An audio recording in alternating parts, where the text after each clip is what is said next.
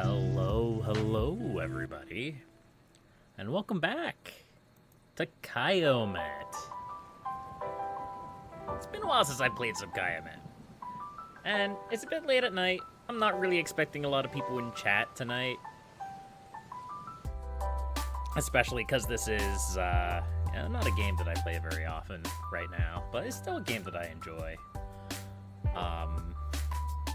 But it's late at night. It's not a game that hold on a second. Something's a bit funky here. Hit the screen? No. Stretch the screen. I don't really know why the screen is cut off like that. What if we did something like this instead?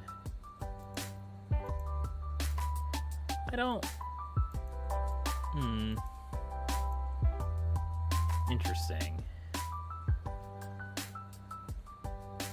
Oh well, whatever. We'll go with that. We're off to a great start. Yeah, I'm not expecting a lot of people. It's late at night. I'm only expecting the stream for a couple of hours, and I just kind of figured I'd play Kiomet. It's been a while. Thought I'd jump into the game. It hasn't gotten any updates yet, although there are discussions of some. But that's okay. Let's go ahead and hop in and see what we can do, yeah? I have leaderboards off. I have the chat off. So we're just going to kind of see what happens. I'm not going to know who the powerful players are. I'm not going to know if anybody's talking with me.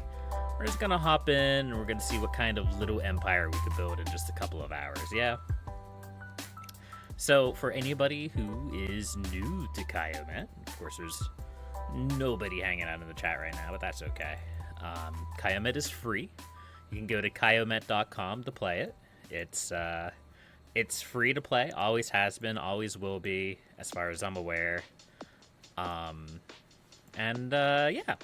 just a fun little strategy game. Lets you paint the map a little bit while enjoying some conquesting, yeah? Yeah, the meta has changed quite a bit. I do have a tutorial video on my channel. It is way out of date. I believe the meta has shifted quite a bit since those olden days. But, I still think it's a good beginner's guide. A lot of the big points still kind of matter, but we'll try to use the tactics that I went over in the tutorial, and we'll see how far we can get. Just out of curiosity, see if we could build a nice little empire with my old tank strats. Yeah. We'll see how far we can get.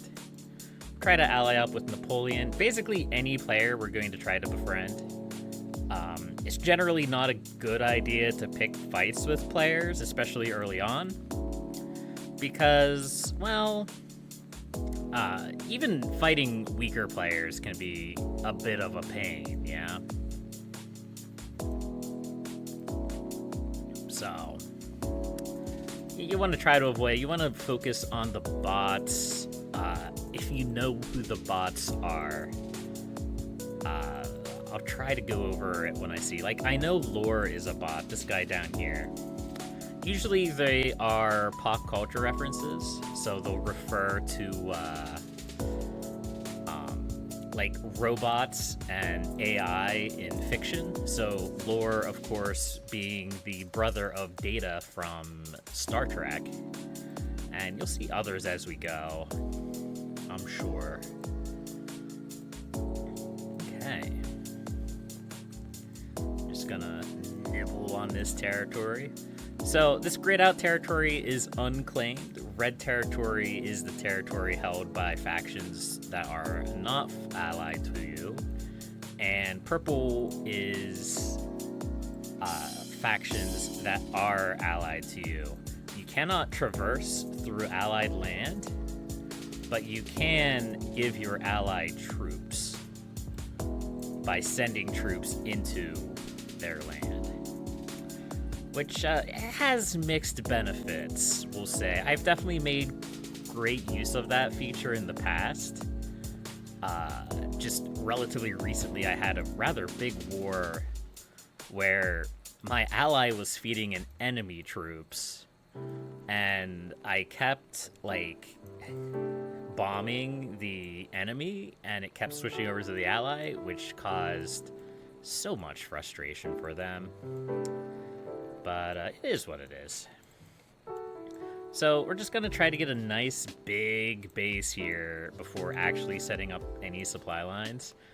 We're not under threat right now, except by this spot down here, so I'm not really in any hurries to set up a decent little supply line. And I'll sort of walk through what my thoughts are on supply lines once we get to that point. Supply lines are very important. It's extremely useful to know how to set up a decent supply line. And I'm far from an expert at the game, I'm gonna be honest with you. Especially nowadays, there's a lot of very good players in the game nowadays. I find myself, it's very rare that I get one and don't find myself in some kind of war. So this is a nice little blob to start with. It looks like we may be on the edge of the map, which could be very handy. Could also be very not handy if we have to get involved in some wars to actually break out. So let's talk about supply lines, yeah? I feel like I always have to start off a Kiomet video with explaining how supply lines work. So you see, none of my troops are moving except for the ones that I sent from point A to point B. That's not really ideal, because when you get in a situation like this with this barracks has all of the people that it can hold. Once it has all the people it can hold, it stops producing troops until you move the troops from point A to point B, and then it'll start producing troops again. So you really want to keep these troops moving as often as possible, as much as possible, or you're just kind of losing production potential. So the way you do that is by setting up supply lines. So you click on you drag to move troops around like that. But if you click on a territory first, or a tower, and then drag, you get this dotted line. And what that'll do is whenever this building maxes out on its supply, it will send those troops forward. And you do that to keep your troops moving, to become, to gather your armies. There's limitations. There's only a certain length that you can move troops. I believe it's 150 towers, which we're not even near at this point. So I'm going to work on some upgrades here to get to where I need to go. So first things first, I need to upgrade some of these cliffs into ramparts. It doesn't really matter where I do that, but I'm going to try to be somewhat strategic about it. And then the other thing I need to do, I need to upgrade one of these factories into a centrifuge, but I want it to be kind of close. Actually, I want it to be kind of off-center. So, like, I think this one would be a good one to upgrade. And I'll explain that in a second. And then the other thing I need to do is upgrade some of these generators to reactors, which in order to do that, I need a centrifuge, which is what I just started upgrading over here. So we're gonna wait a second. Just kind of hang out and chill and listen to the music. And now we have the centrifuge here. We can now upgrade 2 of these generators to reactors. And that'll be the last thing we need. Why do we need those? Because what we're really looking for are these guys, projectors. Projectors require 2 ramparts and 2 reactors, which is why we built these ramparts. It's a little bit of a weird prerequisite for that building, but it is what it is. Yeah, it is what it is. And then we're also going to build... this spot down here died. You can kind of push into that territory a little bit. So with these reactors done, and like I said, I think I also want to put one... Where do I want to put this? So in order to highlight all the towers like this, you will click on a tower and you press T. And that'll give these little, like, caret markers. I think we'll do this one. And, yeah, so now these reactors are done. We'll set up this centrifuge, and we'll turn it into a projector, and then we'll also turn this one into a projector.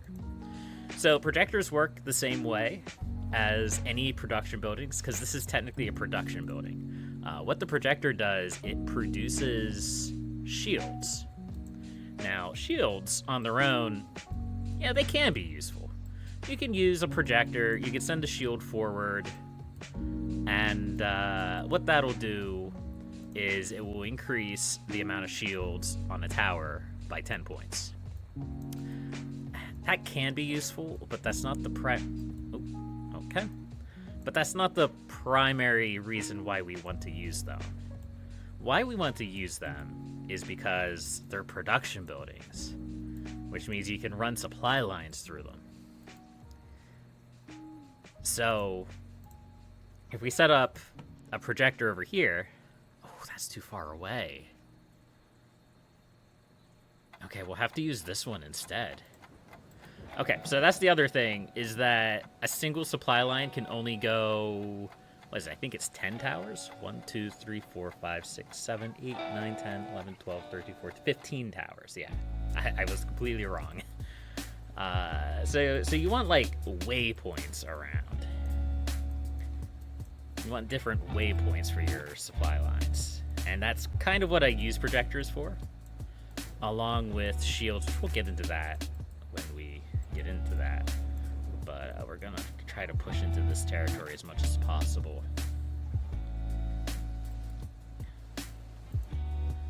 Alright, so we're just going to cross these projectors across one another. And actually...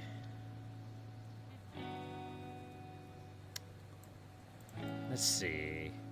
So I really like the idea of having a sort of modular base, or not base, supply lines that I can just kind of like send and move wherever they need to be.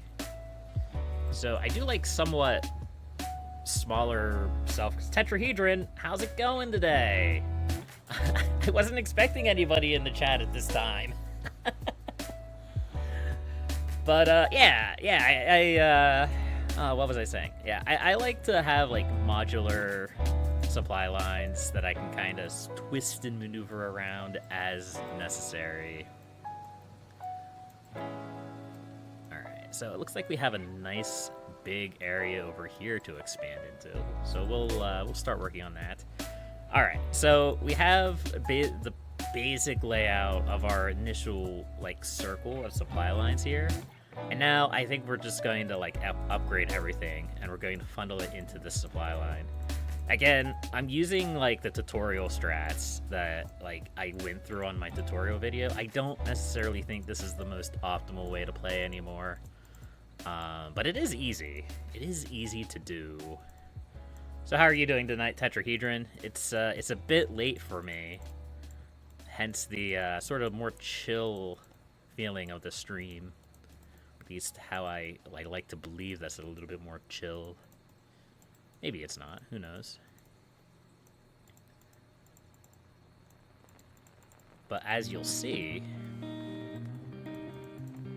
as these troops go along here, they will follow the supply line over here, and then they'll go down to here, and then they'll head back to here. It was super handy. It's super nice. So we'll funnel that into there. You're chilling? Me too. Me too. I have a bunch of other things that I should be doing right now, but I just kind of wanted to hang out and play a little bit of Kiomet. It's been a while, so, you know.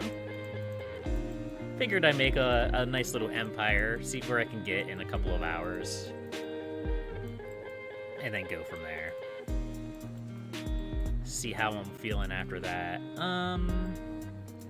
Yeah, we could probably funnel all of this in like this. Yeah.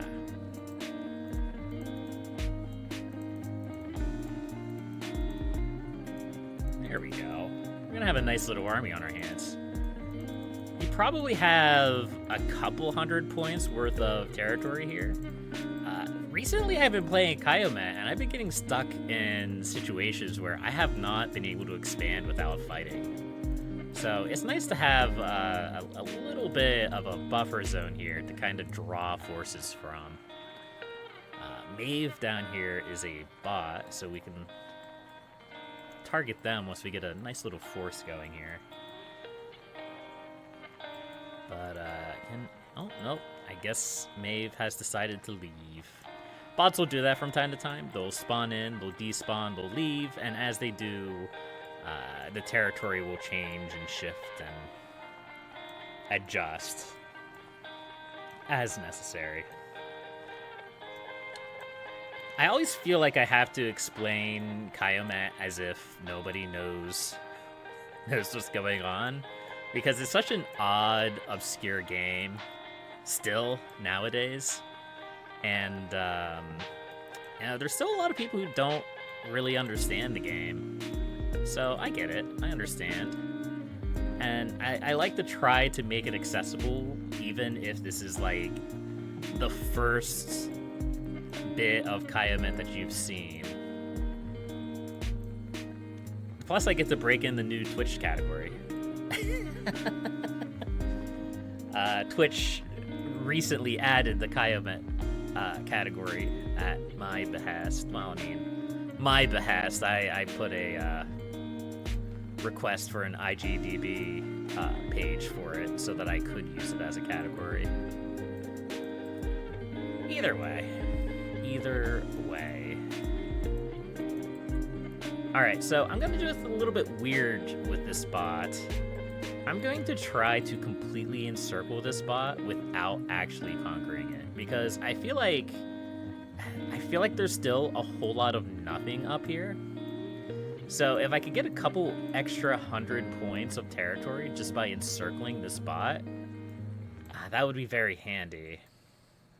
That'd be extremely handy. And you can see down here, we'll go ahead and ally with Dope. Our little army here is massing up quite well. I am satisfied with that. So we are going to capture this runway. See what we can do here. But it's super nice. It's super nice to spawn on the edge of the map like this. Or at least seemingly spawn on the edge of the map. Just because you see dark territory behind you doesn't mean you're on the edge of the map.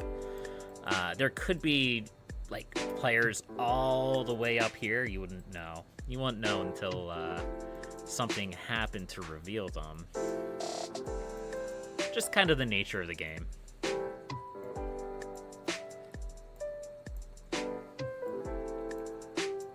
Alright.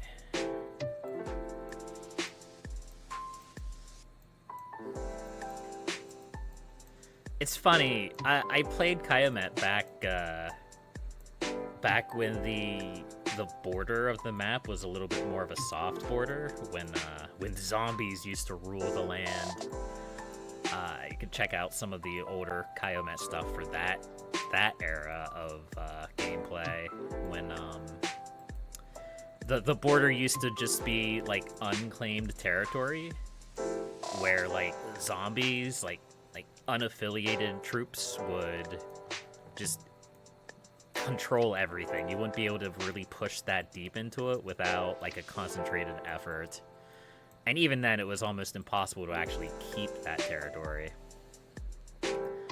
But back then, it used to be a really bad thing to spawn along the edge of the map, because as the player count rose and dropped, the zombie border would expand and contract. So it would grow, and it would shrink, and it would downsize and upscale, and all that fun stuff. And It wasn't a good time. It wasn't a good time to be on the edge of the map. But nowadays, that idea is just completely gone.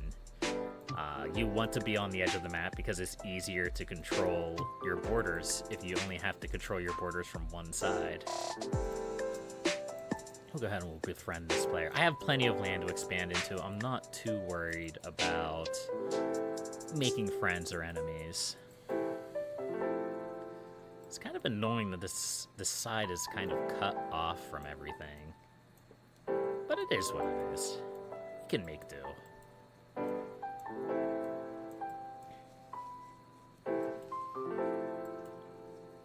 Alright, it's probably a good time to take out this spot. And it seems like Napoleon is getting a little bit antsy down here. I'm not really sold that he's not going to turn on me. Let's move our king back a little bit. We'll kind of set up a little bit of a defensive area here. Just to protect our king. Keep ourselves alive.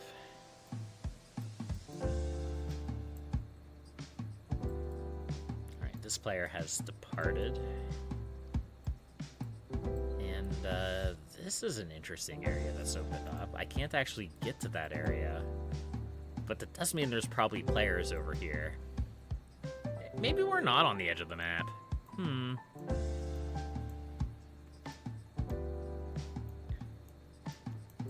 I like to believe that we are, but maybe we're not.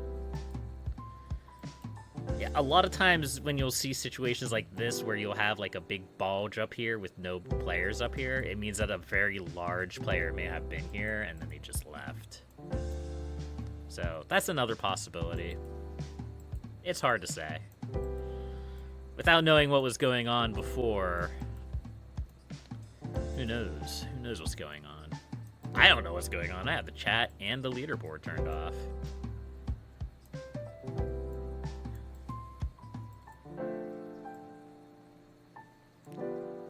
Alright, so we should be able to just kind of resolve this spot real quick.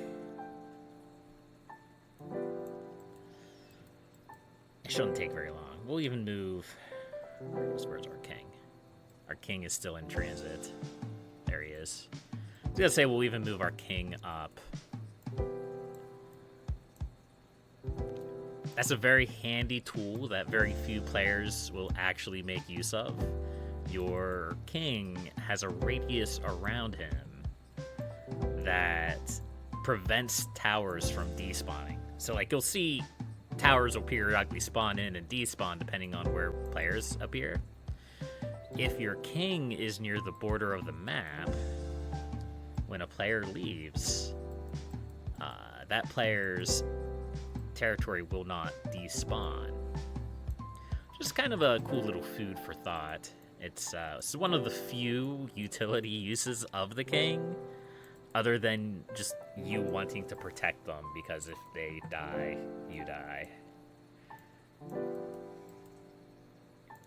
So go ahead and we'll creep the king up here, just in an attempt to prevent this territory from despawning. I could just capture it all, like I was kind of planning on doing, but it's fine.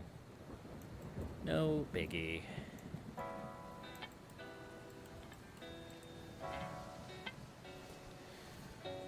Alright, so we do have to figure out how we want to set up some of these areas to feed into our supply lines. Usually when I do that, I just kind of try to see where the factories are and then act accordingly. So a lot of these factories are kind of far away. What about this one? Except for this one. So we can do that, and then we can route these guys all up into here. Like that.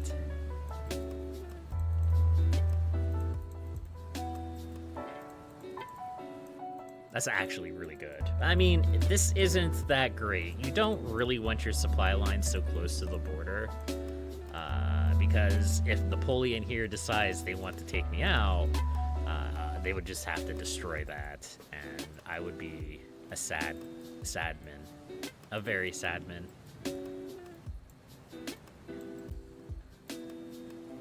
Alright, we've defeated the bot. The bot menace is gone. And as you can see, this territory did not despawn. Because our king is very close by. Court Guesser down here is making me nervous. I'm not quite sure what's going on with that. They're allying and then unallying with me, which is, it's a tactic. It's definitely a tactic. I tend to get very impatient when that happens, though, and just stop allying with them eventually. So we'll see if they continue or not. Okay. So yeah, now we have this little branch down here. We could send all these troops into the main mass here. We could send the main mass down this way. We could send this branch down this way, and then this branch down this way. There's a lot of things that we can do with this setup, depending on what we need to do. And that's the way I like to set up my supply lines. I like to set it up so that they're pretty modular, and I can kind of adjust accordingly, depending on the situation. It's very handy.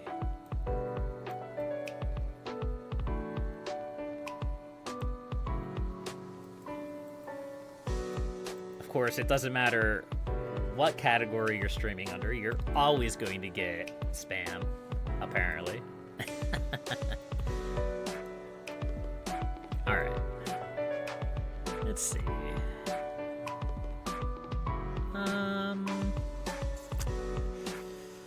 Seems like it's gonna be a little bit harder to set up a supply line up here. Actually.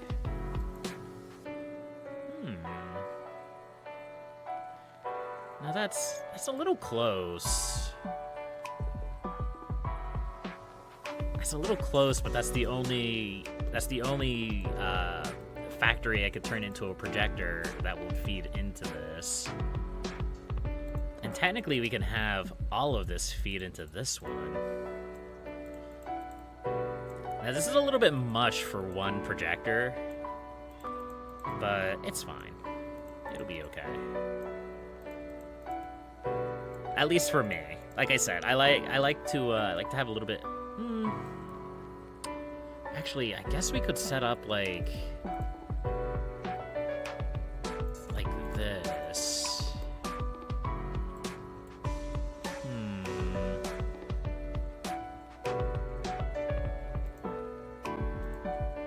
I'm trying to think of the best way to do this. Maybe not the best way to do this, but the best way that I would be satisfied with doing this. Have this projector go here, and then we can have this one go over here, maybe? That might be a little bit far. I'm not quite sure yet.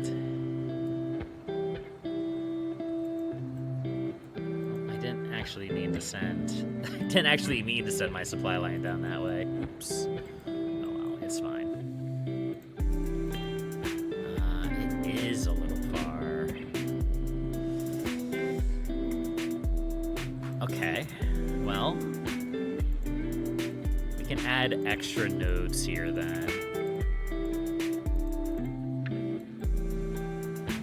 This is a little bit of a larger area than I expected it to be. That's not really a problem. It's just, it's basically just how modular you want it to be, right? You can have them as modular or as not modular as you want. That's kind of the beauty of this kind of setup. I'm losing patience with Court Guesser. As I said, whenever a player starts to shuffle between allying and unallying, eventually I lose my patience and just attack them. It's nothing against them, it's just I can't trust them if they just keep doing that.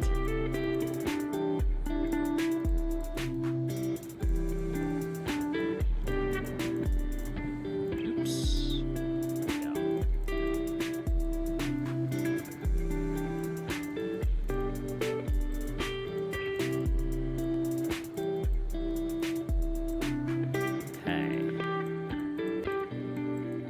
Excellent.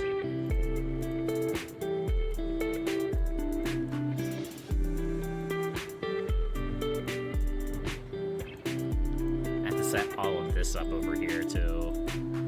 And that's largely what this game boils down to, is, like, supply line maintenance, basically. Like, you want to maintain, like, as efficient supply lines as possible, because that's just how you win. And that's also why tanks have kind of fallen out of favor in recent months, years? I don't know, something along those lines. Because tanks are very slow, and while they do a lot of damage, they also clog up your supply lines. So you can only have a certain number of troops between supply line, or between Tower A and Tower B. I think it's 8 or 10. I never remember. But it's 8 or 10. I think it's 10 going in one direction. So going from point A to point B. But you can also have 10 going from point B to point A at the same time along the same stretch. And if you have too many troops going along those lines, you'll suffer attrition. You will not get your full supply of troops, and they'll despawn.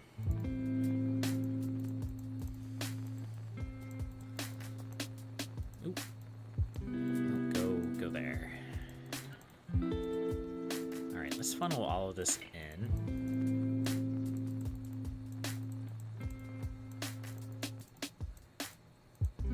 Funnel this into here. Again, the name of the game is to keep your troops moving. Until you get everything set up and going, and you know like what you're doing and where you're going, it doesn't really matter too much where your troops are going. They just need to be moving. They just need to be moving so that you don't lose out on your production. That's probably one of the most important things to learn when you're playing Kiomet. Because, like, these buildings aren't doing anything. Because the land is already clogged up with the troops. And it's not until you move troops that you'll start getting production again. So we have a couple of lobes here. We'll call them lobes. We have a lobe A, we have lobe B, and then we'll have, like, lobe C over here, something along those lines.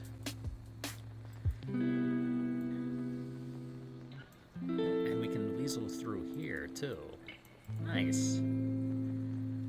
And the idea behind my supply lines is, of course, if I need more help down here, I can send more help down here, just with this supply line. If I need more help over here, I could send more help over here. This isn't perfect, but I can make it work. I can send the supply line through this armory over to this projector, and then I could send this projector up this way. I can send this projector down this way.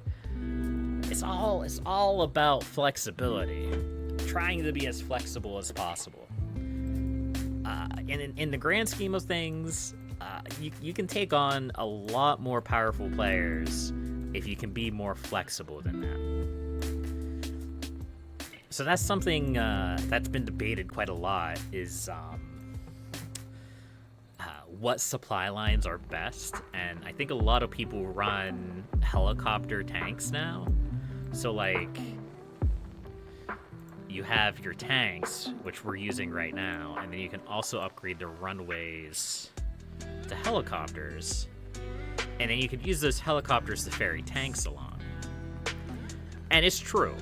That is an extremely powerful supply line to have if you can manage to fill it up. If you can manage to have a full supply line of 10 people per tower, or 10 groups of units per tower, and you can manage to get all of that hooked up perfectly, you'll do fine. It is probably the strongest combination in the game. But it's a pain in the butt. It's a pain in the butt to set up.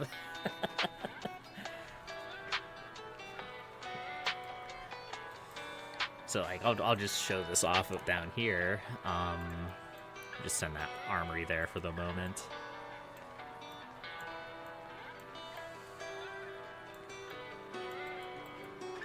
I'm going to end up cutting this player off. So, I guess what we'll do... Where's my king again? He's over here somewhere, right? Yeah, let's bring our king over. Now, I don't fully trust this guy to not try to nuke my king. So we'll send him here, to this mine.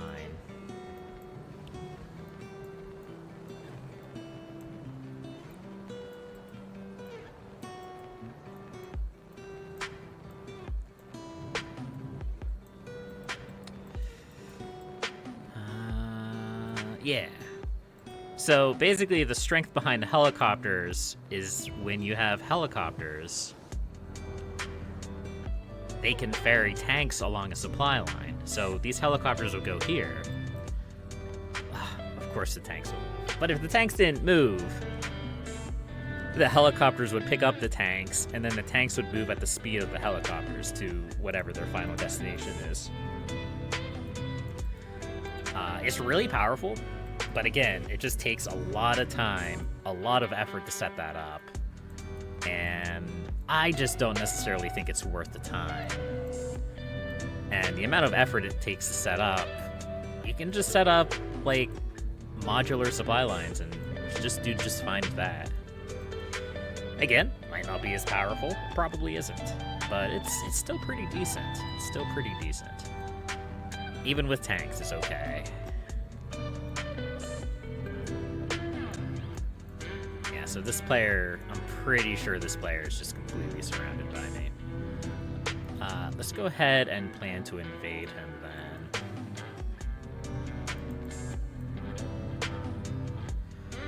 then. I mean no ill will towards any of these players. I don't know who Court Gester is. They're just in my way, unfortunately. That's just the way the cookie crumbles sometimes.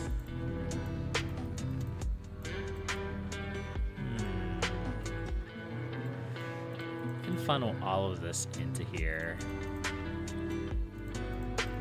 This is, again, a lot of power to funnel into one projector, but it should be fine.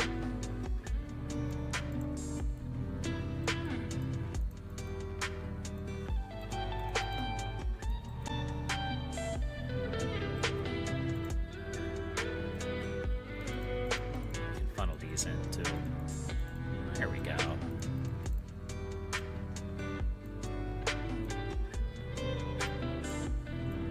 This player may also just leave. It's very possible. Who knows? Who knows what players will do?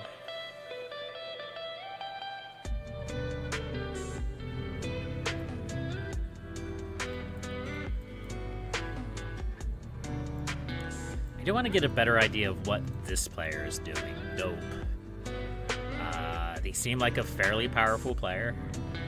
They are using helicopters to ferry their troops, so they have an idea of what they're doing.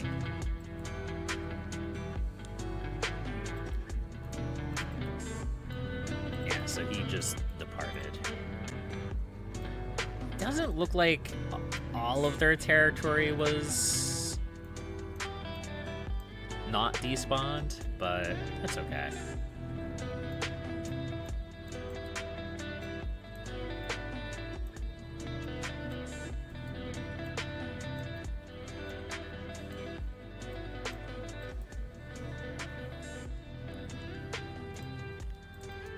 Don't mind me here.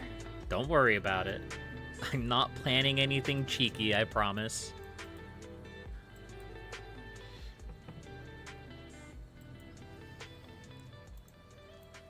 Alright, let's keep running these troops this way. Is there a way I can bring them down? Kind of.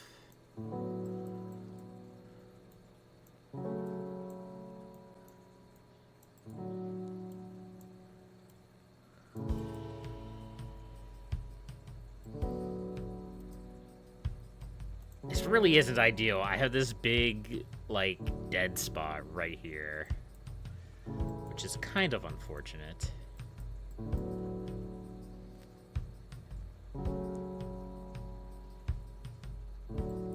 Oh, wait. Why did I build that centrifuge? Whatever. It's fine. It's not a bad thing to have extra centrifuges. I just try to keep my number of projectors to a minimum, so if I ever need to find out where my projectors are, I can just go like this. And I can see all of my spots. Alright, it looks like this player has departed. I wonder who this is. I wonder if this is a bot.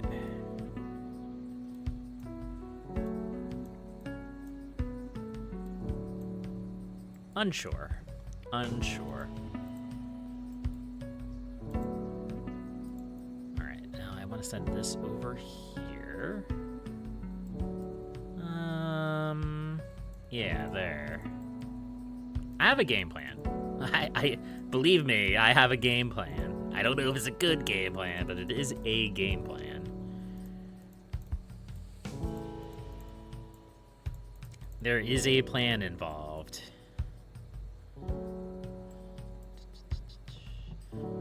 So I want to keep this over here.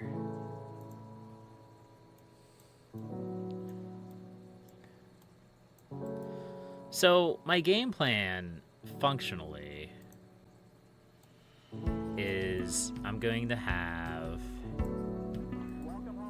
this supply line over here. And I'm going to have this supply line over here. We're going to pick a fight with Dope. Is that a good idea? Probably not. They're probably pretty high on the leaderboard. But hey, who cares? It's just a silly little game. It's alright if we die horribly and lose.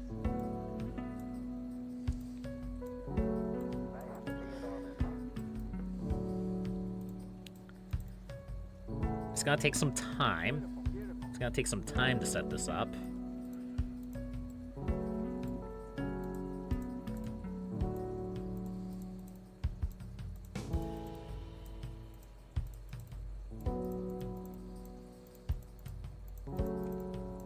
We're gonna see what we can do here.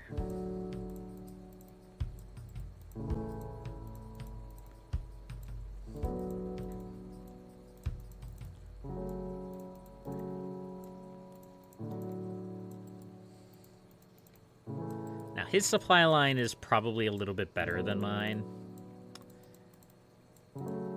which could be a problem.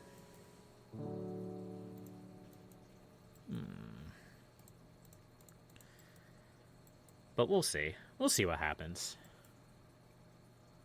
Here, let's send this over this way. So that might be an odd thing if you're unfamiliar with the game. Like, why would you send it this way if it's already going this way? Won't it end up at the same place? Yes, but because troops only have a specific length that they can traverse before they despawn, aka suffer attrition, if you can get troops to where they need to go faster, it's usually a good idea to do that. It's like, even this one, I should probably send over this way. And this one should probably be sent down this way, actually. I think that's a little bit more efficient. It's not like I count this stuff out. I'm not that deep into it. It's not a huge deal when you're at this size, but yeah, it's just something to mold over when you're trying to see how good your supply lines are.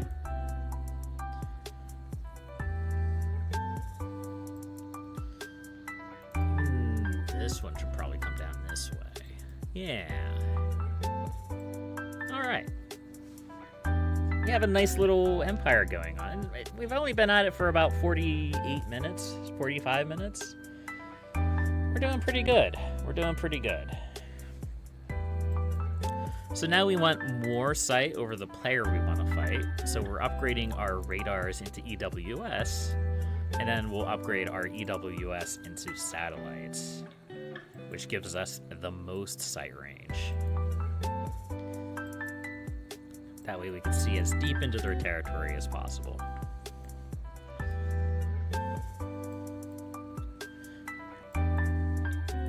Now, we could build nukes, but I don't know. I don't think we really need nukes for this. I don't see them having a lot of nukes, so... Now, one thing that could be noted as a potential weakness when you look at these supply lines, you see a lot of these projector orbs. Rip Ruben, how's it going today? I am playing Kiomet, yes. But yeah, you see these projector orbs running along their supply line. This is a sign of inefficiency. It means that they either have way too many projectors set up on the supply line, or they actually just have a bunch of projectors fed into the supply line. It's really hard to say which. Dope is usually chill for the most part. Yeah, but he's the only player I'm not allied with. So...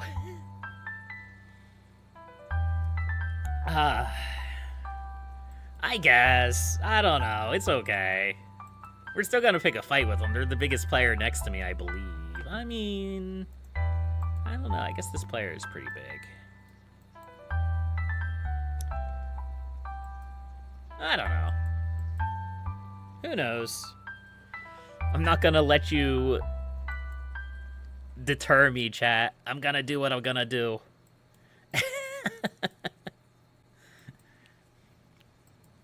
But yeah, it's hard to tell exactly what the issue is with the supply line without knowing more about how it's set up. But yeah, so the reason why you don't want projector orbs in your supply lines is that projector orbs, like here I have one in mine actually. I'm not quite sure where that came from, but it'll go away eventually, probably. But yeah, projector orbs, you never fight Dope since he always looks so scary. Yeah, it's fine. But yeah, projector orbs only deal damage to enemy troops. They don't actually capture towers. So you really don't want orbs in your lines. I mean, my supply lines don't look very scary. It's just tanks and bombers. It's actually really bad, but it's fine. I wanted to set up the way that I set up in the tutorial video that I made, so we'll see how it works. Back in my day, we just all built tanks.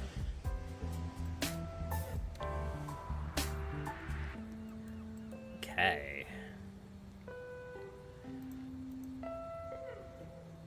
Yeah, I emphasize that, like, me fighting a war against anybody in this game is not, like, a personal thing. It's just good business, yeah? It's just having fun. Just playing games. I can still beat 90% of all Kiomet players? I don't know about that. There's a lot of really good Kiomet players nowadays. Competition is way worse, or way more fierce now than it was a year ago. There's a lot of really good players.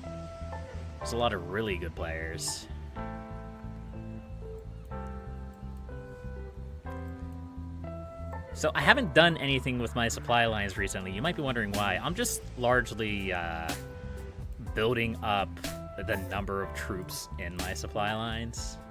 So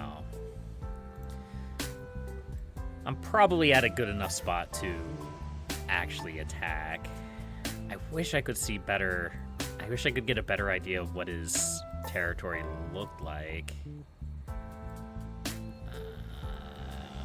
There's a lot of territory down here. I don't even know if Dope is currently in the game. I mean, I guess I could find out. Should be pretty easy to find out.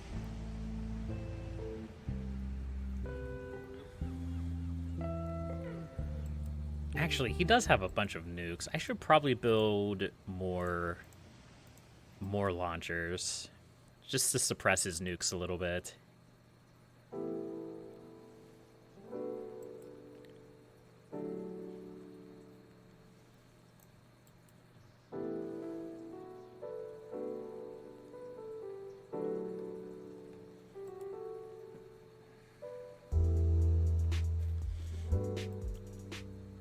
So, by using a launcher to target his projectors, we can really mess up his supply lines without too much effort. This is actually the weakness of using projectors for your supply lines.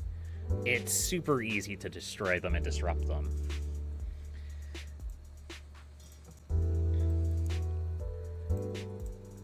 And launchers, very good. Also very underrated tool to disrupt supply lines. Supply lines, nukes, they hard counter nukes because of how far you can fire them. And they also completely wreck projectors. At least projectors that are used for a supply line.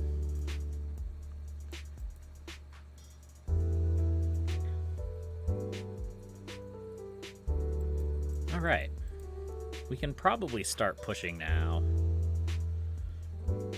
Let's see. How do we want to run this? We can just kind of run this. I'd like to capture this satellite. Let's run to here. Let's run to this barracks. I always forget to make projectors after a while since bots just break them. Yeah, it's true. Bots are really good at destroying projectors. And a lot of that has to do with the way the bots are programmed to I guess we can say, see things. Because the bots always have, like, the ability to see anything that they could theoretically see. So it's like they have everything upgraded. So, like, if you have, like, a projector all the way back here, and they have this radar upgraded into a launcher, that launcher can now target this projector. It is what it is to make the bots function, but it is kind of a pain sometimes.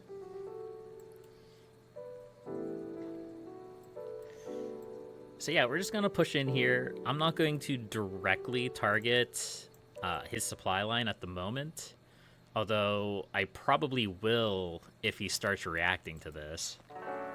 If he doesn't start reacting to this, then we're just going to roll over him. That's just the way it's gonna be.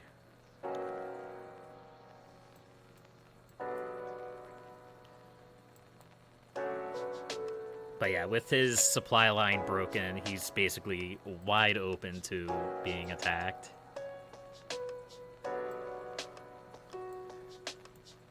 Let's move our king back. I thought about moving my king forward. I don't really feel comfortable doing that just yet.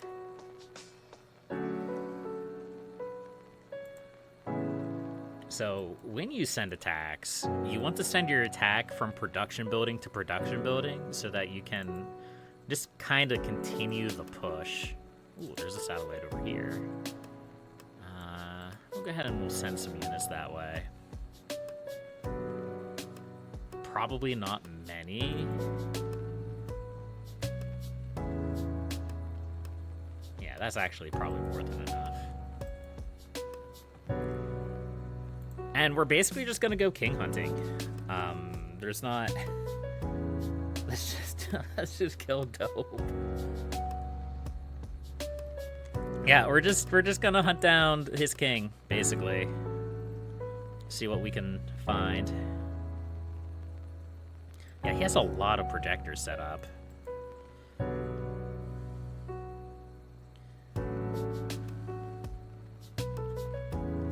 For now, let's go this way. I'm trying to run my supply lines, like, parallel to his so I don't get bogged down by them. Eventually, he'll notice this and fight back. But we'll see. We'll see what happens. Again, they may not even be present in the game at the moment. We will probably know when they come back. And we'll have to get a little bit more technical.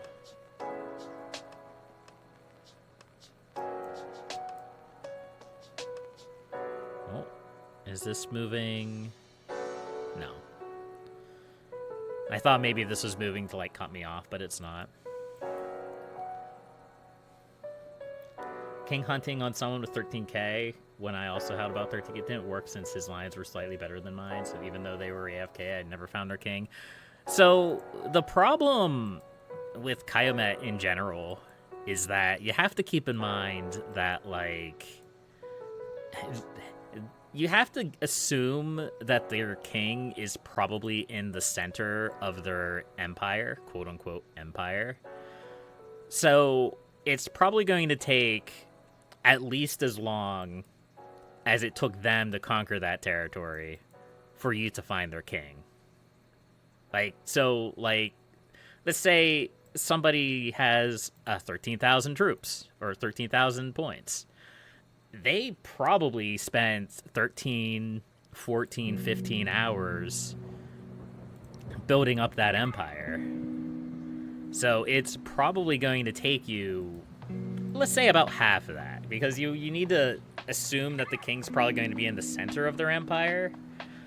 So it's probably going to take you a good 8 hours to find their king, assuming that you don't stumble onto it immediately, which could happen. It's not impossible that that could happen. But it's a time investment. Of course, I have no idea how big Dope is, and I don't want to know. If you're in the game, I don't want to know how big Dope is. That's why I have the leaderboard turned off. But the best thing you can do is just kind of, like, build up your radars, your satellites, and just, like, try to see as much of their empire as possible. Which is why I'm specifically targeting radars. You don't really want to worry too much about, like, back conquering areas, because you could spend all day conquering someone. That's not really what you want to do. You wish you were in the game, but you're doing dishes at the moment. It's okay, Rip Ruben. It's all good. I need to play Kiomet more, but, you know, I just have a lot going on right now. He's probably around 2k would be your guess. Maybe.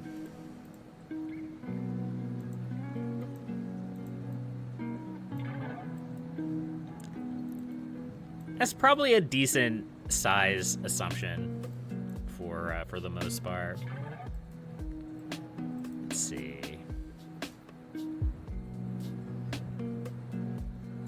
Sometimes I just lose my supply line.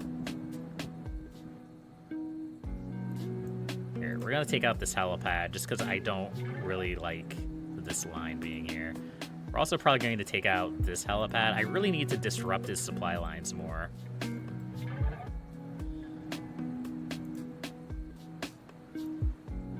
Let's head over to here. Dope has an average of about 4k.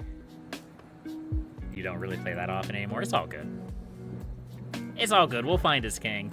And hopefully it's not, like, in here somewhere.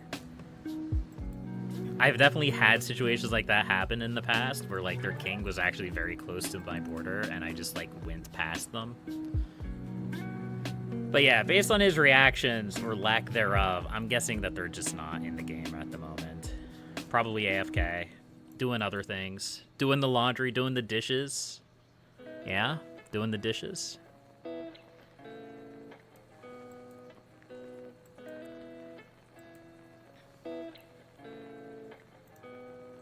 Yeah, and the weakness of the tank lines, as you can probably see, is that they are very powerful. Like, they're pushing through very easily where they're actually getting through, when they're actually hitting the lines.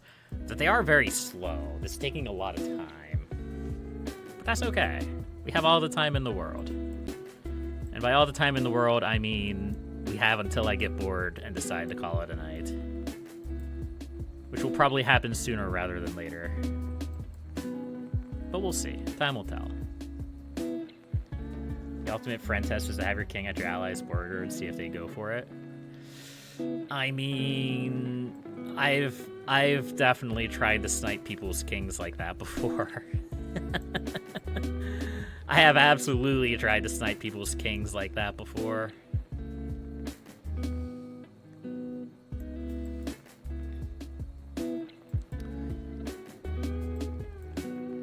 So if I had a criticism for Dope's supply lines right now, I mean, I've already mentioned that it seems like he has way too many projectors because he has, well, he had a bunch of projector bubbles in his lines. It's also very obvious where his, like, joints for his supply lines are, right? So, like, I know for a fact that his troops are moving through this helipad. They're not moving past this helipad. They're moving to this helipad. You can also see that here. Actually, not so much, because I'm not actually going to this airfield. I'm going to this airfield. So that's kind of like the 3D chess you have to play sometimes. When you're playing against dangerous enemies, because a lot of players, they know what they're doing. They know what the target. A lot of players don't, but a lot of players do.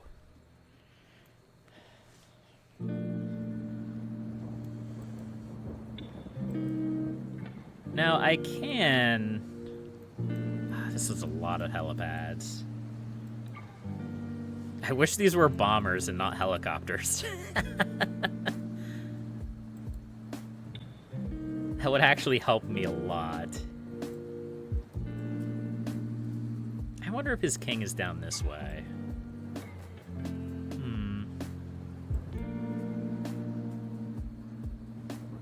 Most people don't know how to do an actual good tank heli shield line. They just put a lot of projectors like me into their lines and hope they win. Yeah, I mean, part of the reason why I don't usually do tank helis is because it's kind of a pain in the butt to set up. I'd rather just do, like... Well, I mean, I do a lot of infantry lines nowadays, but, like... You know, I'm doing tanks and bombers right now, which tends to be regarded as one of the worst combinations nowadays. But it's fun. Why did this get disrupted? Oh, I know why this got disrupted. It's because of these helicopters coming in from... here? Yeah. That's okay, we can resolve that.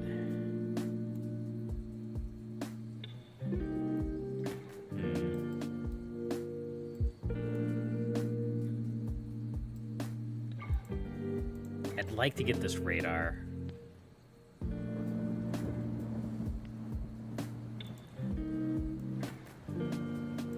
I'm not going to be able to get this radar. But I may be able to disrupt this. I don't know. Now this is why making it hard to tell where your like joints for your supply lines are at. I don't know if this is where the supply line connects to. If I hit that with a nuke and then the troops stop there, no, it's definitely the projector up here. So the drawback to using projectors for your supply lines is that it's easy to tell where they are, where they're set up at.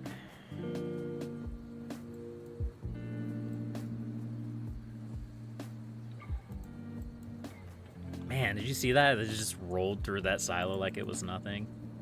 Nice.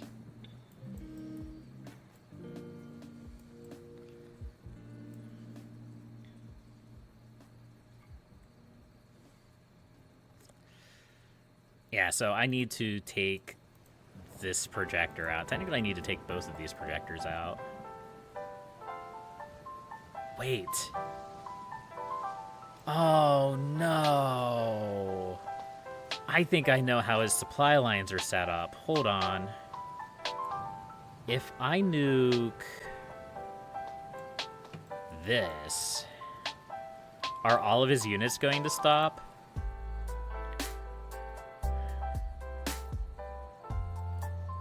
if that's the way the supply lines are set up, it's gonna be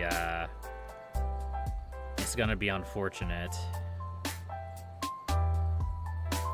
No, they moved through that one. Okay. Maybe I just got really lucky there then. So what I was thinking was that maybe he had, like, his supply lines connected like this. From there to there to there to there to there to wherever. Which is not a great way to have your supply lines set up, because you can just completely disrupt them very easily. Okay, so it's not a disaster. Not like I was thinking. But I am going to send some troops this way. Because I don't think I'm going to be able to get through this easily.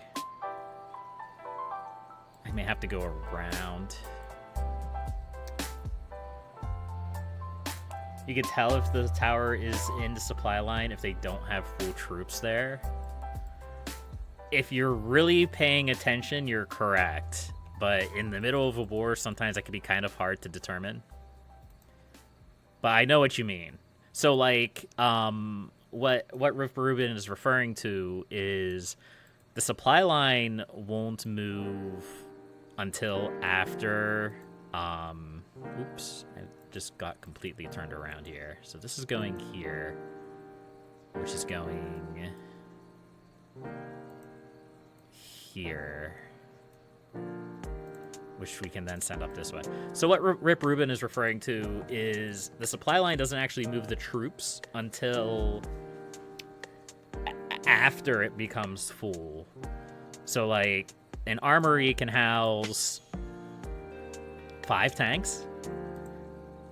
The armory will not actually move forward until the 6th tank would spawn.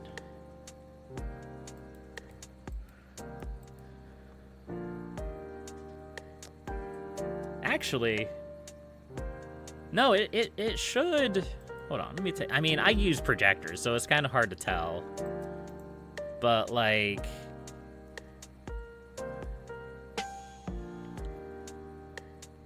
yeah, I should still accumulate to 10 in theory. 10 projector shields. I don't know. Let's just go after the king. Let's just go kill the king, yeah? We just gotta kill the king. It's gonna be easy. I need this radar. I need this radar too. Ooh. Something disrupted this supply line. And it was either something that I did or he started moving troops. I don't think he started moving troops. It could have been something here. He could have had this supply line looping the whole way around his empire. And by actually disrupting it, we've finally gotten to the point where his supply line is starting to fall apart. Could be. Could be.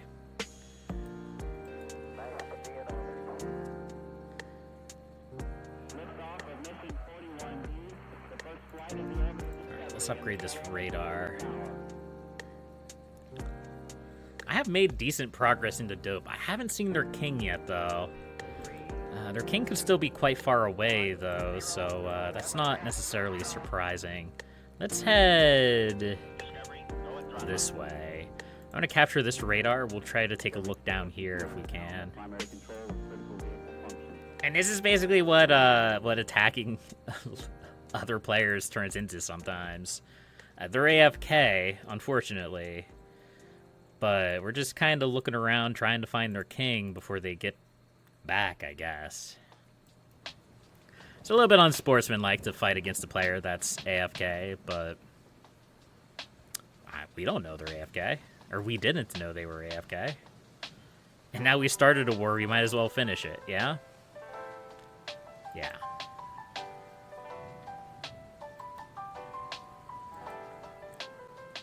Now again, we could go back through and just, like, back conquer all of this. when you defeat another player, eventually this will all fill in with bots and other players that you can gobble up piecemeal. It's not a big deal. It's not a big problem. Alright, still no sign of their king. Their troops are coming up this way, though, which means we're probably on the right track.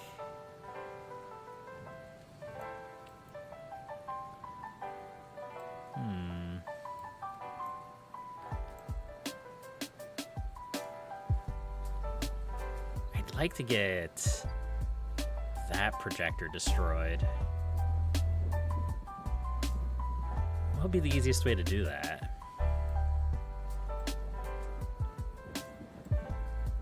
I mean, we'd have to capture another radar. Maybe we can capture that one here. This one here. That would actually work. I remember you ate someone who was AFK and I had their king surrounded and it was getting really close to eating all their land, then they came back and rage quit. Yeah, see, that's the thing right now. You don't really get credit for rage quits, unfortunately. And when I say credit, I mean, like, don't wanna get in there. The, like, ranking system. You don't rank up from rage quits, which is unfortunate. But I know that is something that they plan on changing up at some point. It was said as much when that update was first released.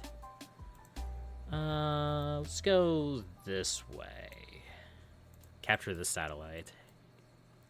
Actually, I guess we could just do that. Yeah, that makes a lot more sense.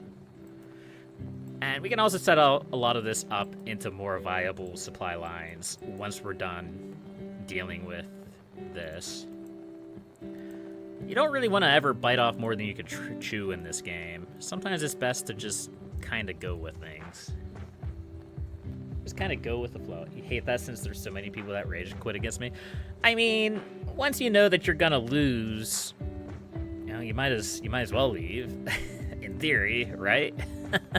I get the mentality. I don't necessarily I don't know. I don't necessarily think that is necessarily rage quitting. Because, I mean, they could just be bored of the game or see the writing on the wall and be like, you know what? Maybe I'm done. Let's move on.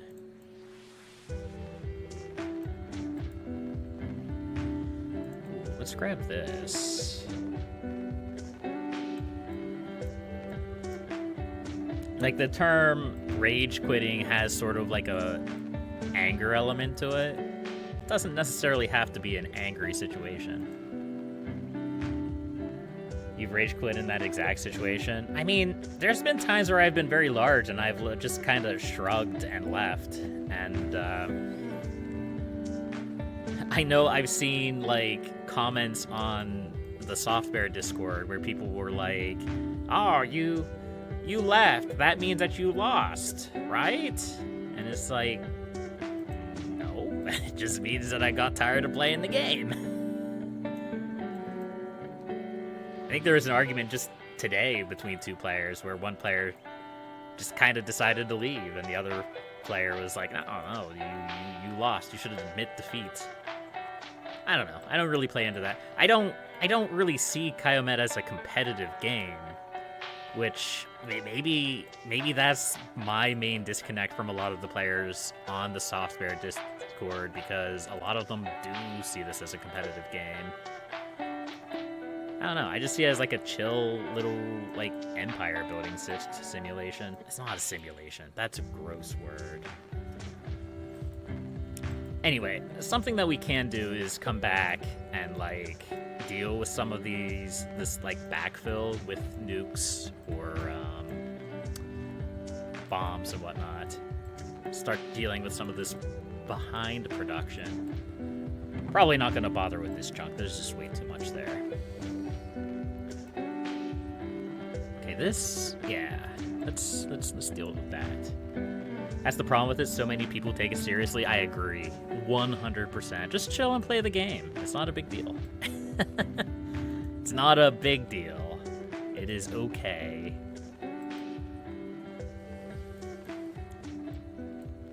So we're still looking for this player's king. I'm not seeing it yet. I'm also not seeing any sign of him being back, which is unfortunate. But it is what it is. It's one of the risks that you get into with playing this game and AFKing is that there's just a pretty good chance that someone's going to come in and try to kill you.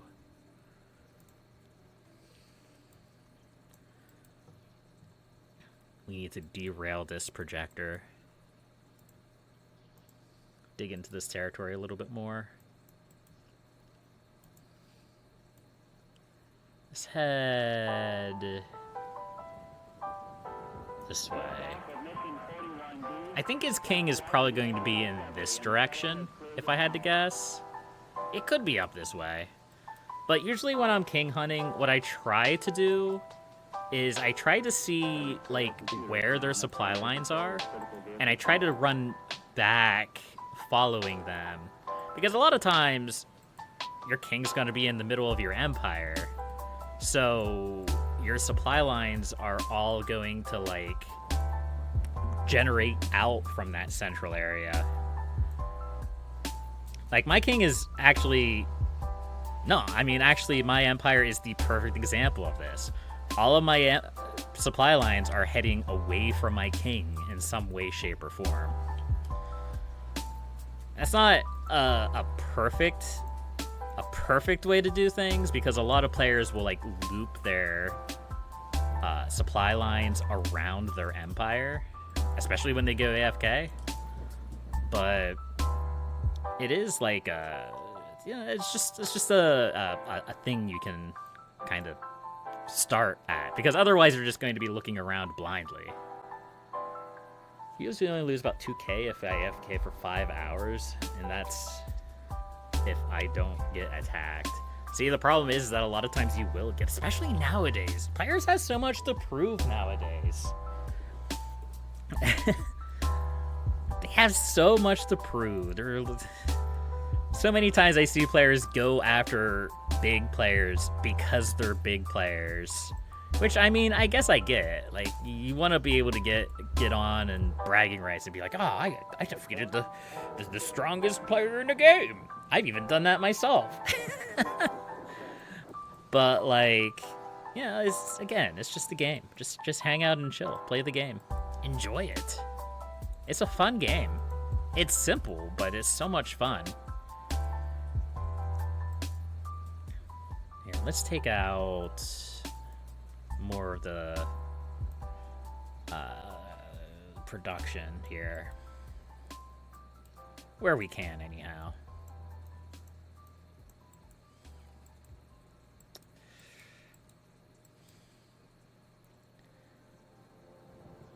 I am seeing what looks to be... I bet he has a border here. So again, we're kind of looking this way, to the southeast, for their king. I guess they could also be here to the northeast, but that seems less likely. We'll see. I suspect what's going to end up happening is they're going to come back from being AFK and they're just going to leave.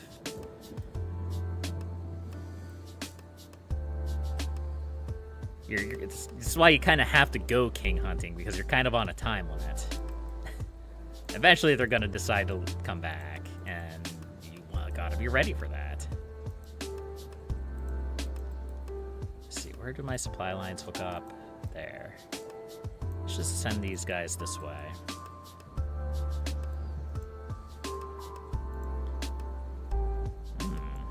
Okay.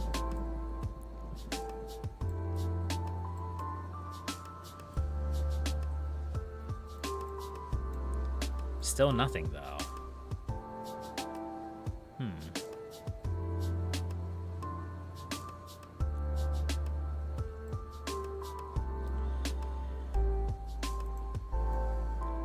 I'm still guessing we're heading in this direction.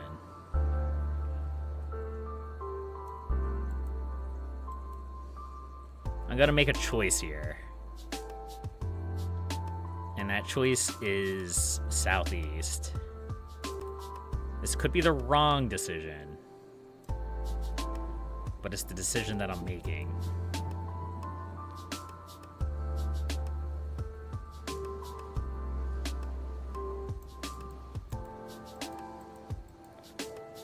Let's see. We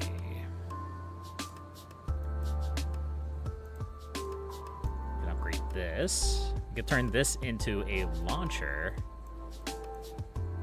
which we may be able to make some use out of, especially with that projector right there.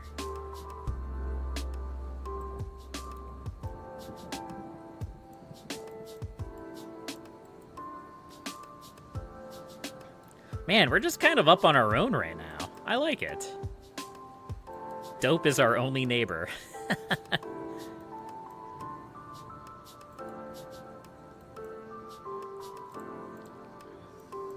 And we're killing him.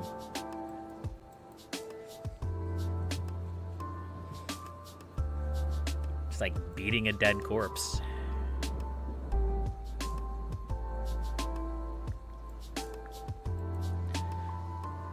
So the other thing that I'm trying to do is, like, trying to take out some of his production buildings that's, like, back away from his main supply lines. That will also help to sort of strangle his supply lines a little bit.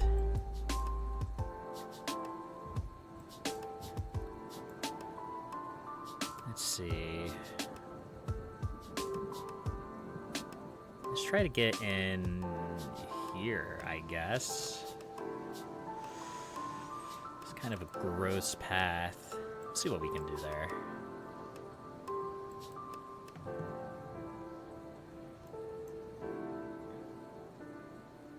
I think taking out this projector is going to be extremely useful.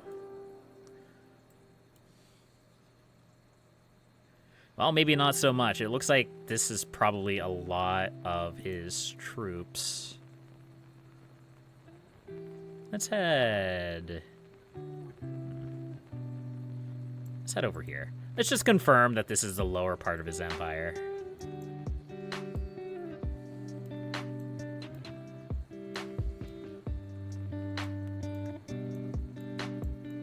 Alright, so we had another player spawn in over here. It's probably a bot, if I had to guess.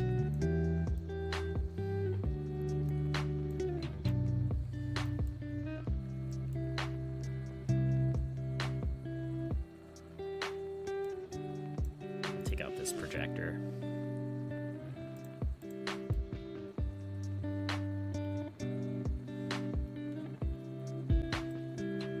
I'm still, like, tracing the map, trying to see if I could see his king anywhere. More free land? I mean, I'm pretty tied up in fighting Dope right now to really send a lot of troops over this way, but maybe I can grab some more free land. It is a little bit of free land, even if I don't focus over there at the moment.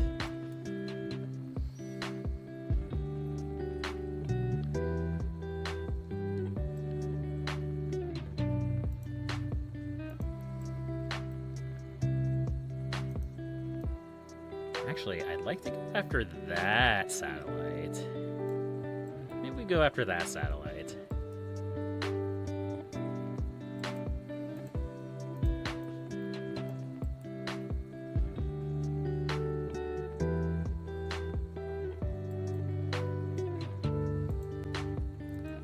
Kind of stuck in an awkward spot at the moment.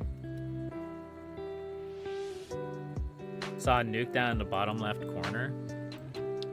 Yeah, probably. And yeah, this is just a bot. Which we may be able to pick a fight with this bot, but we're probably not going to do it now. I mean, we probably could. It wouldn't take too much to whip up a supply line over here. Even if it was just, like, infantry. But I also do just want to really focus on this. I don't want to get too distracted.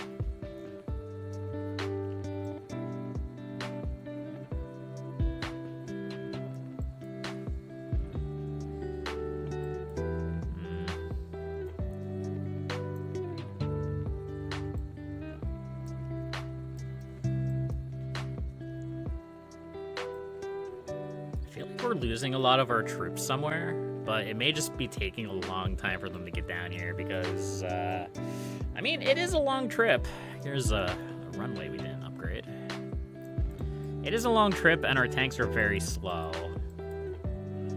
So that's always a notable fact.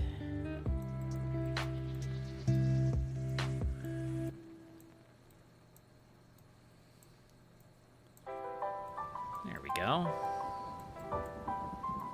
Nice little bite of land.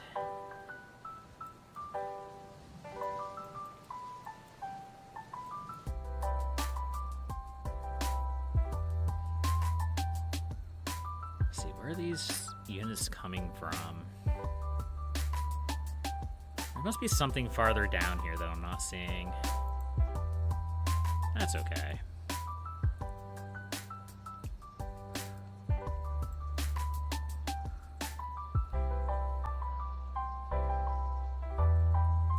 Run these guys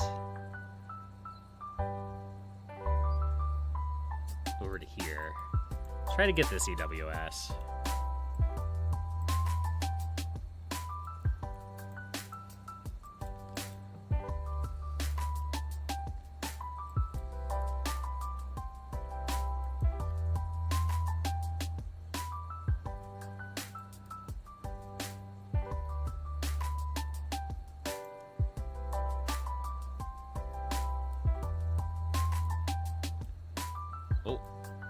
Maybe it's that helipad.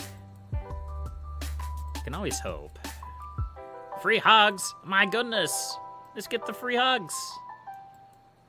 And safety guest. Oh, there's actually a lot of players spawned over here.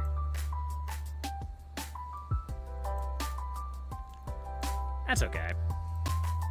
You will see that from time to time. Like, you'll have a spawn in, and then, like, you'll have a player spawn along with, like, 2 or 3 bots around them. It happens from time to time. Ooh, that's not... I could have swore that that was where his troops were coming from. I think they betrayed me once, not sure. Maybe. It's hard to say. I try not to hold grudges between sessions, because you don't know. You don't know what's going on. Again, I try not to make it personal.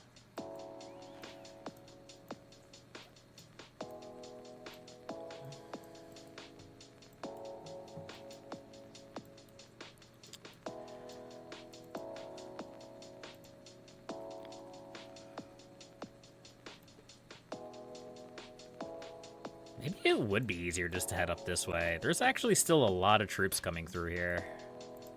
They're actually coming from, this is one of the hubs for their supply lines. Or it's there. No, it has to be here. Yeah. You always make it personal? I don't know, it's just not worth it. I don't have the energy to make things personal. Again, it's a video game. We're all here to chill and have fun, so...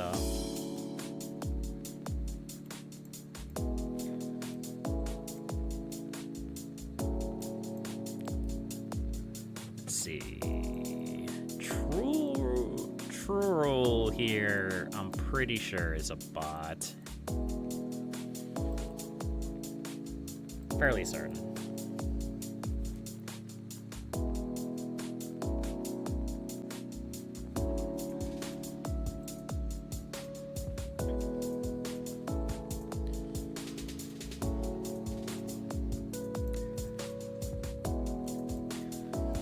Grab the satellite.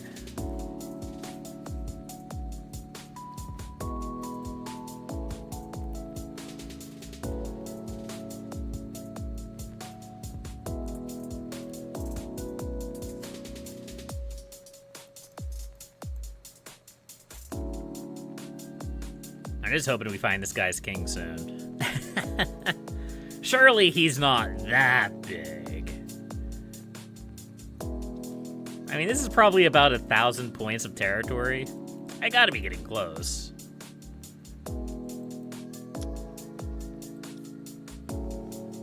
Alright, we can start setting up a supply line over here, though.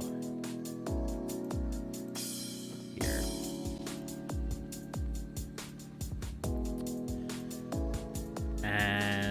honestly, we're just gonna make this a lazy line. Lazy lines are fast, they're easy, they're fairly powerful, all things considered, but yeah, just basically keeping the troops moving.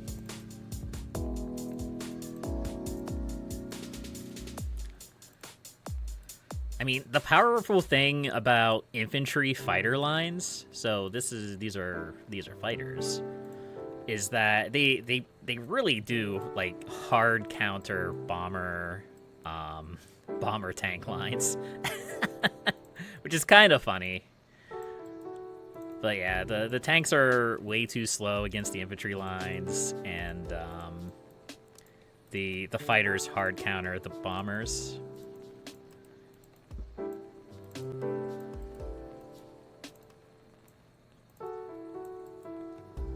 There we go. It's just a cheap and lazy line. Still no sign of their king, huh? Do they even have a king? Is their king even real? I'm sure he is, but I can't find him. So we may be able to capture this radar.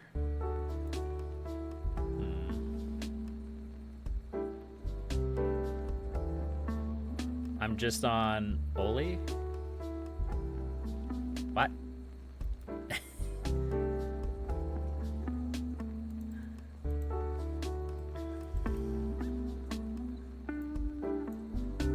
What are you talking about, the server I'm on? Oh, Olympus. Ah, that's fair. Yeah, I didn't know what server I'm on. I just turned off the leaderboard and went in. Oh, there's so many people over here now. What? There's so many people over here all of a sudden. I didn't agree to this. All right, well, there's more land here for me to conquer, I guess.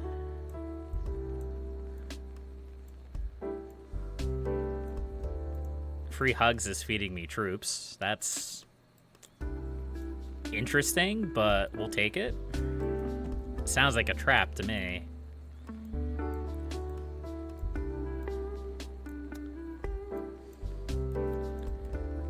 Maybe Free Hugs knows that I'm streaming. I mean, look, here's the thing. Like, my name... Not there. My name is literally right here. If anybody wanted to, like, recognize me, like, you know, it's easy to do. There's a reason why I don't usually use my name when I'm just kind of playing privately. Because I don't really want that kind of recognition. I don't really even want that kind of recognition when I am streaming. But, you know. It makes for a good thumbnail, we'll say. Alright, let's go... I don't know. Let's capture this radar, and then we'll head over this way. I'm second-guessing my decision up here, though. I'm wondering if maybe his king is to the north.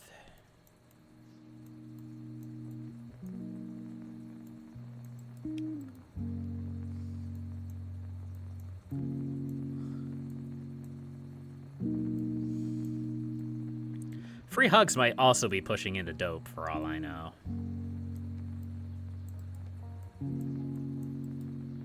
Yeah, I figure I'm probably on the leaderboard at this point. I don't know what place I'm in, obviously, but... Yeah, that's probably how you found me, right, Rip Rubin? Because you saw me on the leaderboard?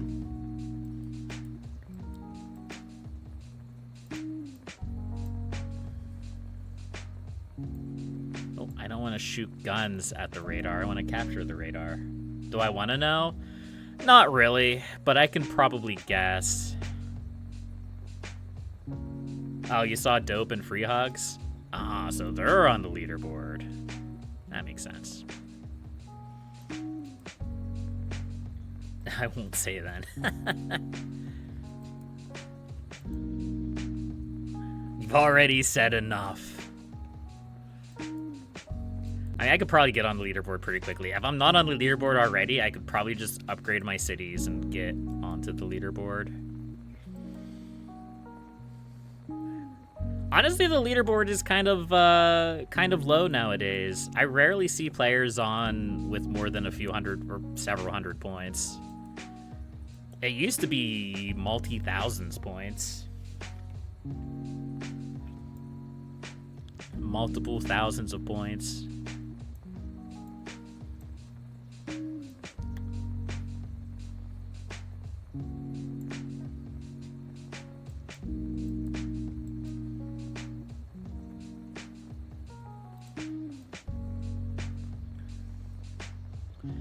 Yeah, so we'll loop around here, we'll capture this EWS, we'll upgrade it to a satellite, and then we'll go from there. Kind of do the same thing here with this radar. Yeah, the most you've seen is 1.7k at 10th. Yeah. The last time that I played, it was like 700 points at 10th.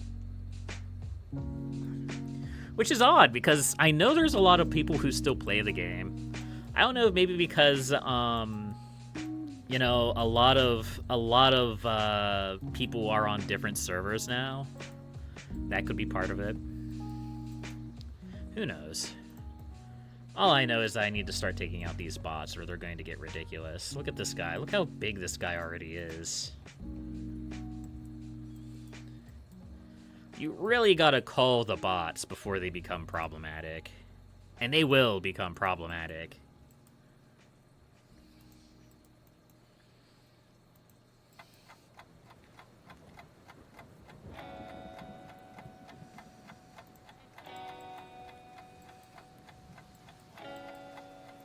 Nibber. Nibber, I don't really know where you're planning on going, buddy. Well, okay, you can go down into that area. That works.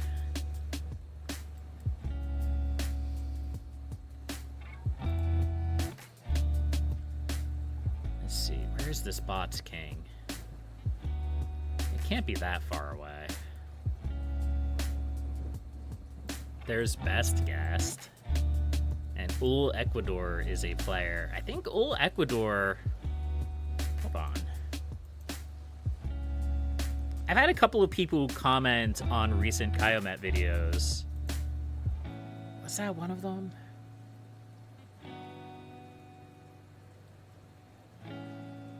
No, the Incan Empire and... Who was the other one who commented?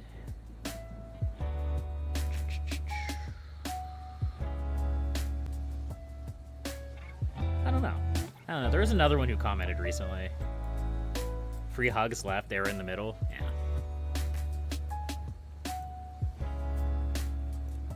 It's all good.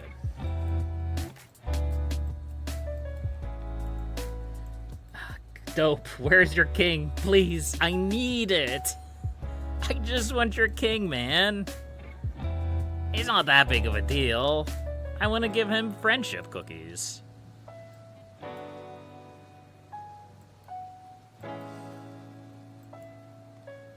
One thing's for sure, I probably wouldn't have been able to defeat Dope if he was actually here.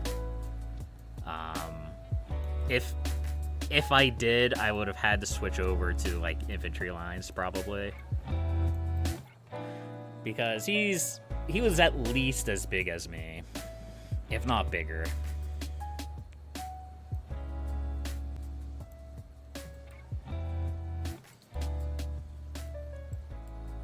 I mean, we're still going, so that should explain just how large Dope was. Or is. I'll check the leaderboard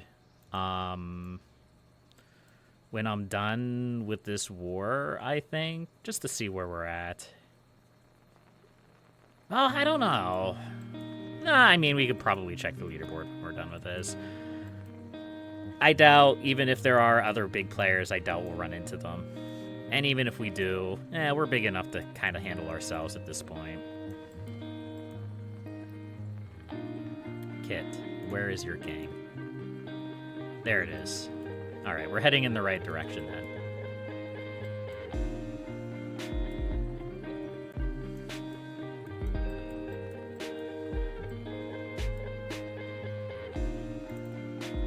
let's turn this into a sloppy quick supply line too. Again, just to try to get these troops moving. We can come back later and upgrade it once we're sure dope is taken care of. He's relatively big, but he isn't insanely big. Like I said, I get the vibes that we're closing in on like the middle or the other end of his empire. Which, I mean, if we counter the other end of his empire, then it just means he's somewhere that we've not checked yet.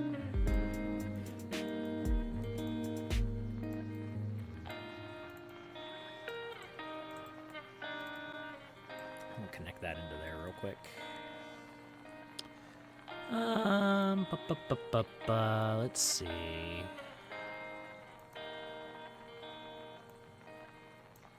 Move that there.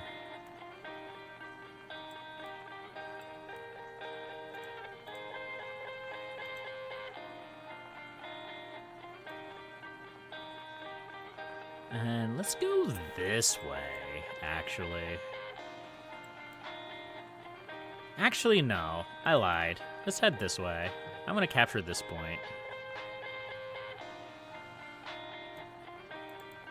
I'm gonna capture this radar. See what's going on up here. You have to be at this point? Yeah.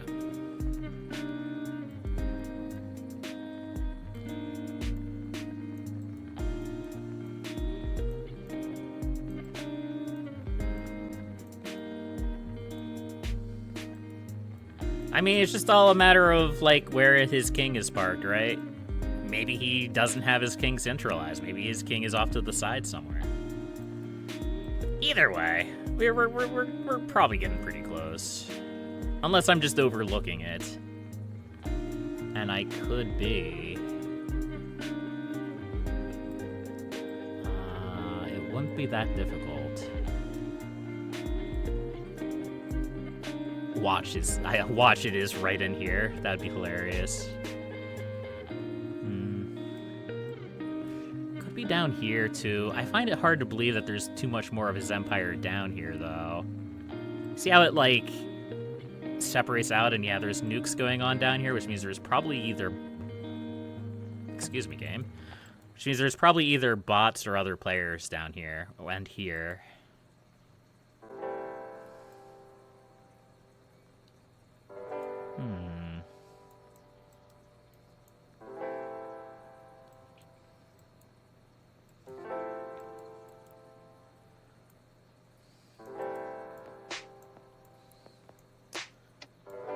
Alright, well, these quick and sloppy supply lines up here are doing their job.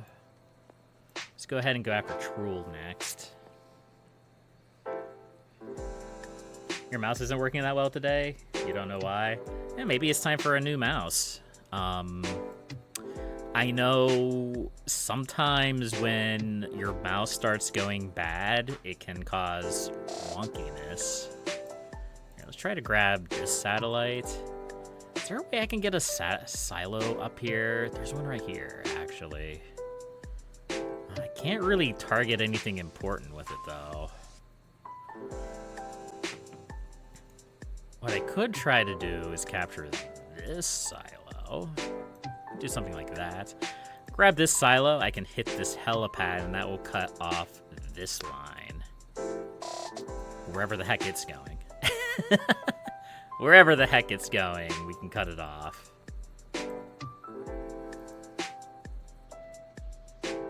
Okay. It keeps double-clicking ever so... Yeah, that 100% sounds like it's time for a new mouse.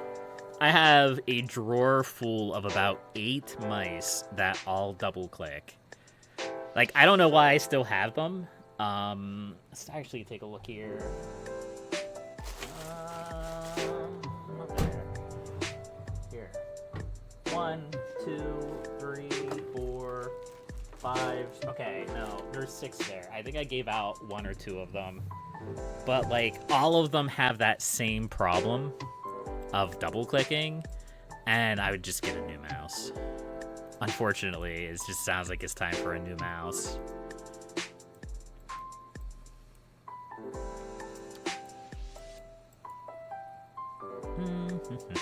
Alright. Go ahead and push up this way. The wild thing is that we're still, like, gaining a lot of territory despite being bogged down in this war. Actually, it looks like Best Guess might be able to handle that bot. I'll tell you what. Oh no, we can't. I was gonna say we could feed him troops, but it's not that easy.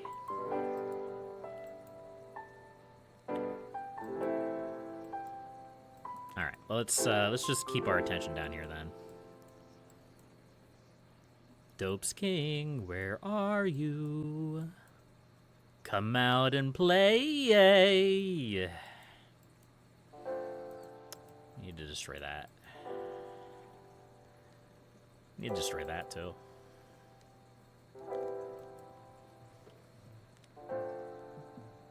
Hey Mongo, what's going on today? How's it going? I decided to stream instead of working on my D&D character for tomorrow, like I should.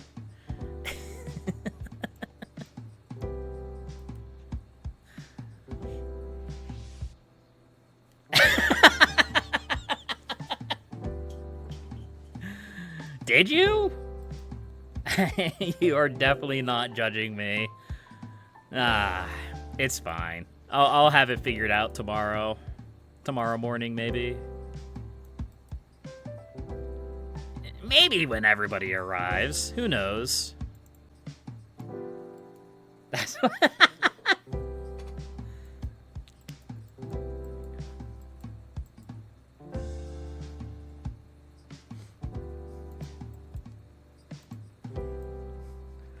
how much of a lazy man I am? I mean, I think they already know that. I could be wrong about that, but it's okay. Where do I want to put this line? Is there like a more centralized point? No, this is the centralized point. Okay, I guess I could do something like that. You and the other delinquent will be judged harshly. It's all good. Ah, there's his king. I see it.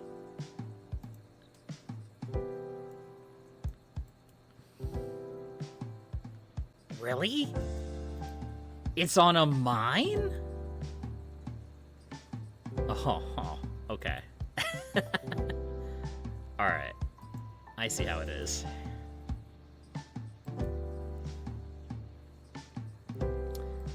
There's no way that we... I mean, he's still AFK, right?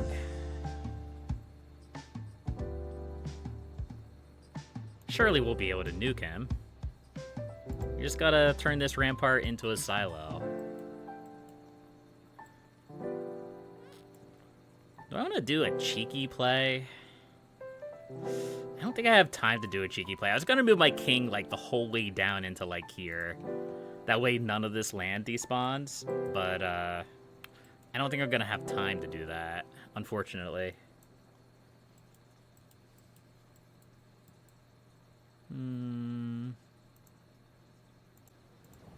Got a little bit distracted over here.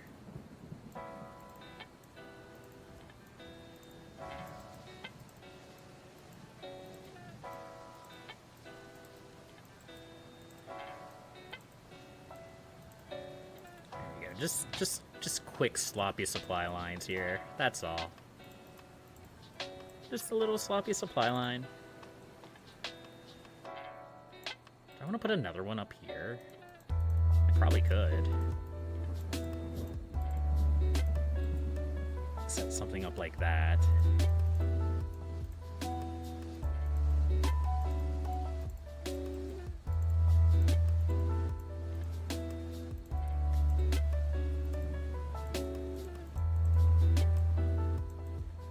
There we go.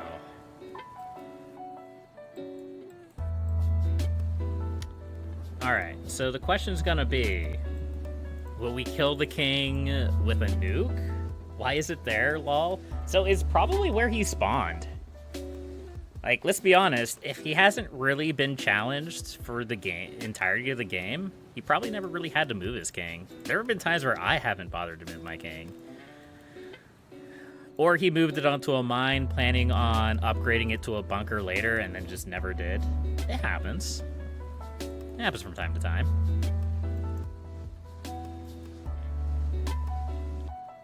But it won't be the first king that I've nuked. He's still at 2.4k. Well, I mean, you know, it is what it is. He's gonna be at 0 here pretty soon if he's not back by then. Oh, Nubber is attacking me. That's unfortunate. I had high hopes for Nubber. Let's go like this and then like that. That should resolve that problem pretty quickly.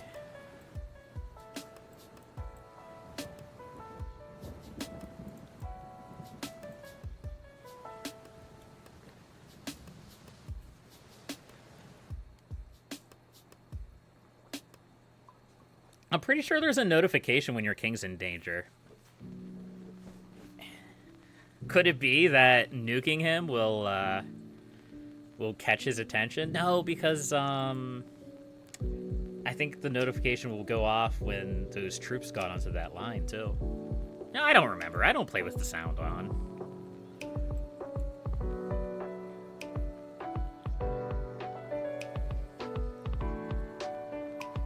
It looks like the nuke's going to get there before the troops will even have a chance to. That's pretty funny. It only shows when you're getting nuked or if soldiers are attacking the tower with the king on it. Ah, okay.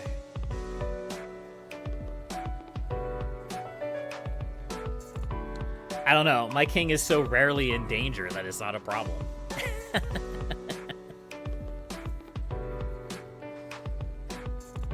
Oops. Didn't mean to tab out there. My bad.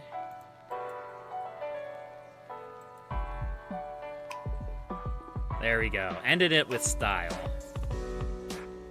Beautiful. Alright, now we have to clean up this disgusting mess. The best part of Kiomet. Cleaning up the mess when you're done.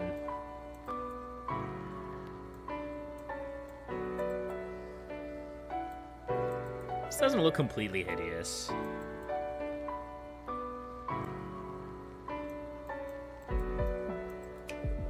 Anyway, GG to him. His supply lines were actually really well set up. It took me a while to get through them.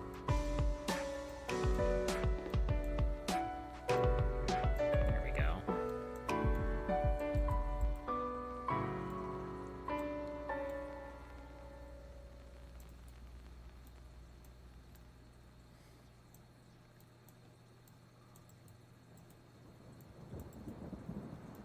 All right.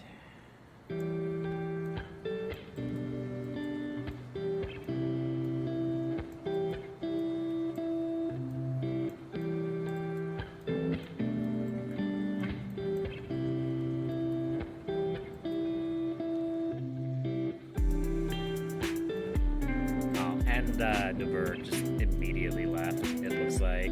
That's okay. I understand. I understand what it's like when you attack somebody and then all of a sudden the ping train starts coming through.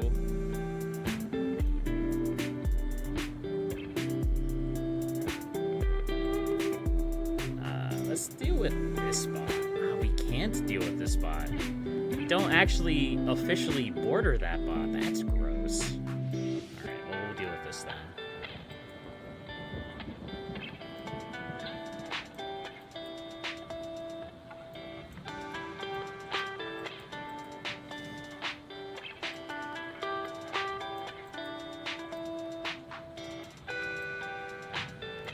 There we go.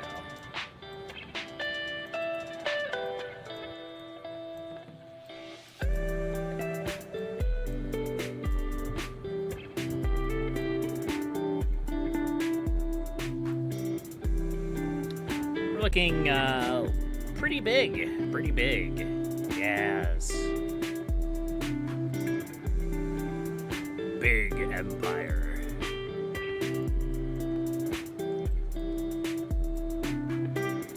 Here, let's clean up the mess. Get our supply lines back in order. Let's see. It goes there.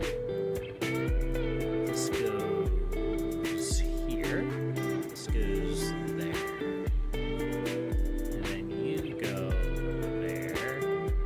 You go there. That way we're prepared for basically anything. We'll figure out how to clean up this later. It's the one drawback of going king hunting. You just get this disgusting, noodly mess where the big player used to be. And then you're sad. There we go.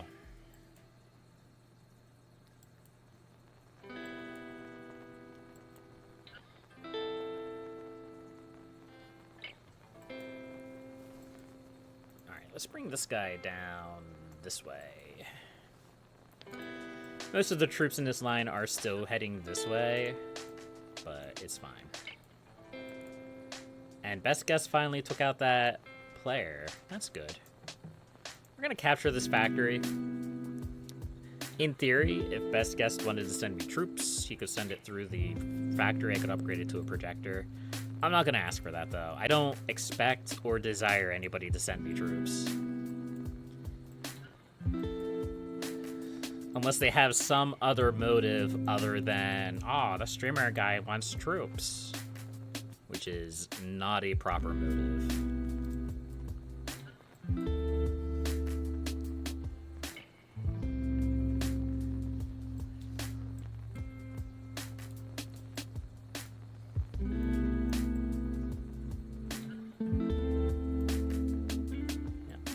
Care of itself.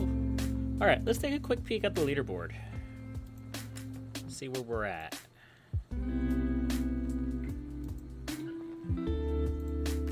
We're at 5th. Nice. Okay. Good enough for me. We'll uncheck the leaderboard then.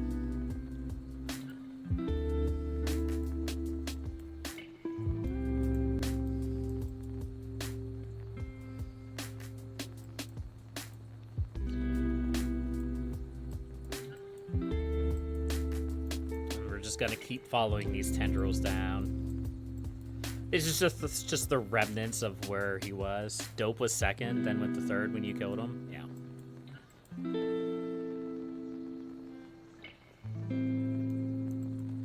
And the good news is we killed his king, which means we got credit for it, but it probably wasn't enough to get us above senator. It takes a fair amount of effort to get the supreme leader. Although I was there briefly when they reworked the points, I stopped being a supreme leader.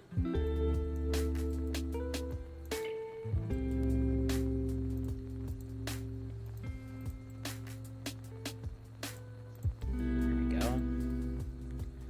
I'm just kind of upgrading some of these radar satellites just in case things would spawn out in this area. It means that we can actually see what's going on. But it looks like we have a nice little corner spot going on. It's actually really nice.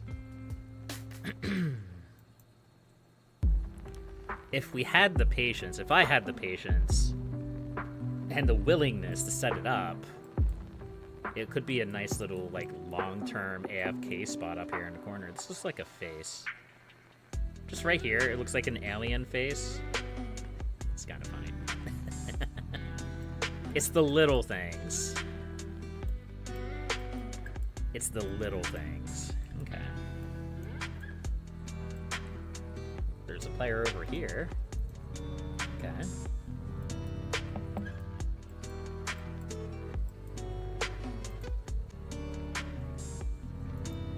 I didn't actually look too hard to see who else was on the leaderboard. It doesn't matter.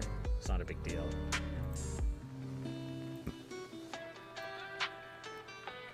Let's see.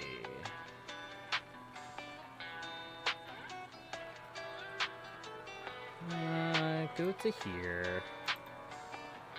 And then go... Ugh. This is not easy to get around.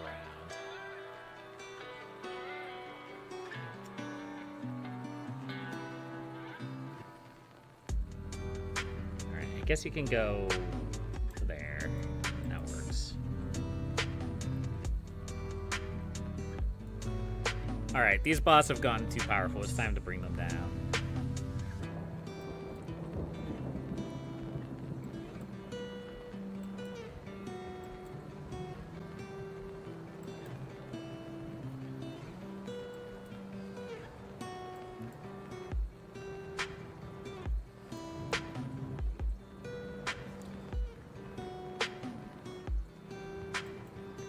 Just try to get rid of these supply lines now. It'll just make it easier to figure out things when we're ready to set up supply lines through here.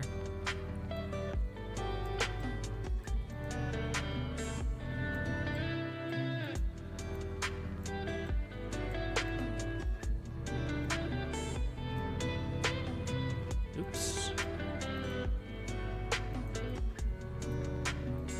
There we go.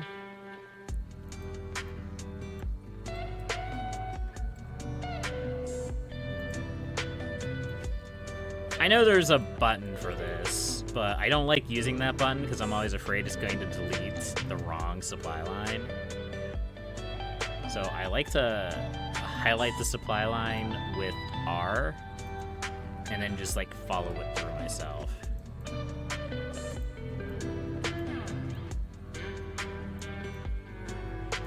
It takes a little bit more time, but I'd rather do that than accidentally delete a supply line that I know I need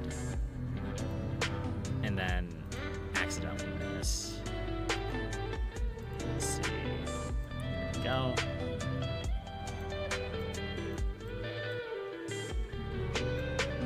Whole way to the end.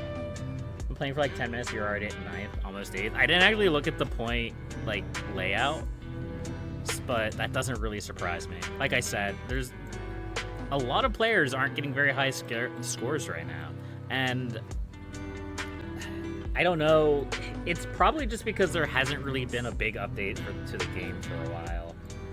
If I had to guess, that's probably the problem. I mean, the game hasn't had a big update since, like, what? August of last year? July of last year? So I fully understand the... I don't want to call it a lack of interest, but it's kind of the lack of interest, right? Yeah.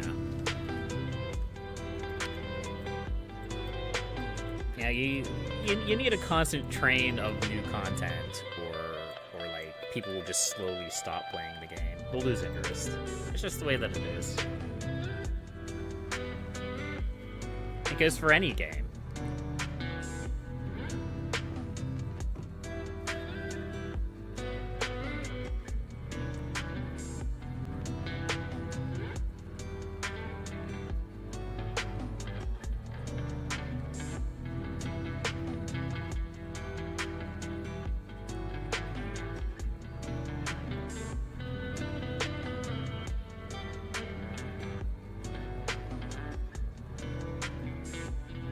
Sorry, I'm checking my Discord messages right now.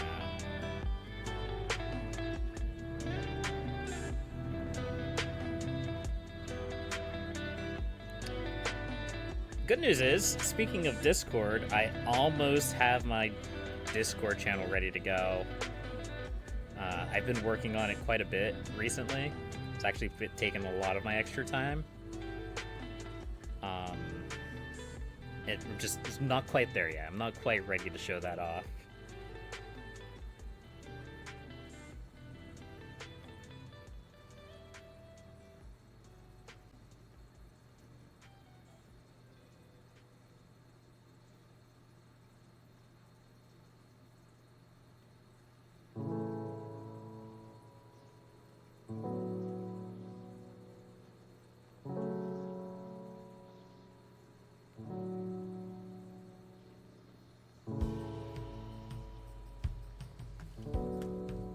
Okay. So, we do have to figure out what we're gonna do with this mess. I think the easiest thing to do is to set up basically supply lines along the lines that I already had. It's gonna be a little gross though. And it's not gonna be pretty. So we could set up this. I can send those there. That's not a big deal. I can send these over to here. I'm gonna upgrade that. And then this can go like that. We're just gonna send those back and forth for the moment because we do have to focus on this war over here.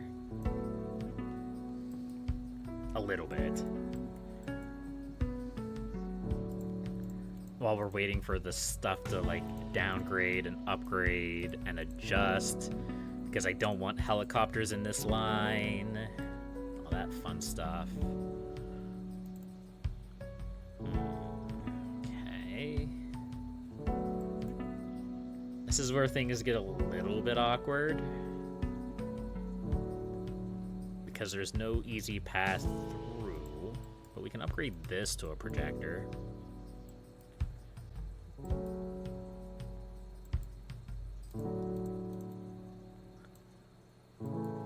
It's gonna be a lot of shimmying stuff around. And we're just gonna downgrade those projectors. I probably have way too many projectors in here. I may want to just downgrade some of these. Some of them I may want, like I want this one. But I don't want these.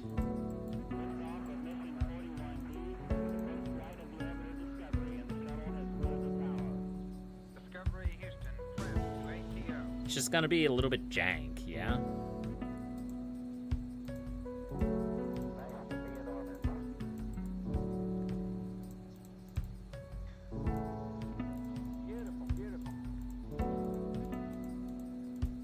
There we go.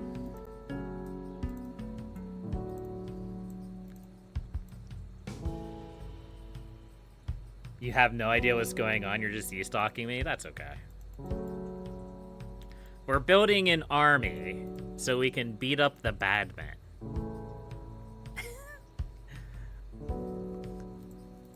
That's what we're doing. All these little blue guys are mine. All these little red guys over here are the bad men. We're trying to kill the bad men. That's what we're doing. It's okay. All in all, it's pretty straightforward. You can't tell if it's an RTS Grand Strategy Weird Dwarf Fortress clone or like 4D chess. RTS is probably closer to what it is. You don't really have resources, but you have production buildings. So like this armory produces tanks. This airfield produces bombers. This barracks produces soldiers. These are lots of soldiers going to go beat up my enemies. So it's just kind of a strategy game. I don't know. A lot of it is like organizing efficient supply lines to get troops from A to B. A war strategy game, but I thought it was in space. There we go. Let's run this supply line down like that.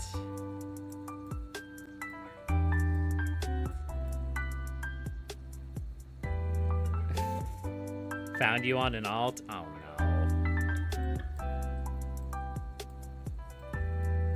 Where are you? Ah! Whatever. It's fine.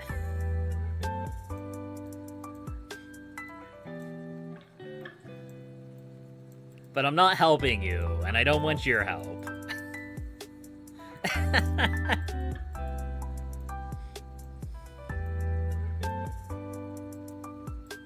So feel free to do your own thing. Just leave me be.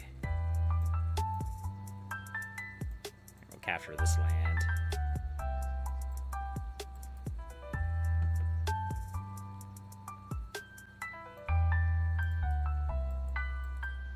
Alright, where's this guy's king? I really need to kill this guy's king.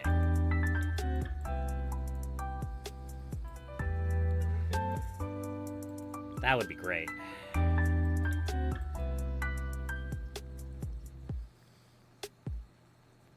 Alright, so these troops are coming down to here.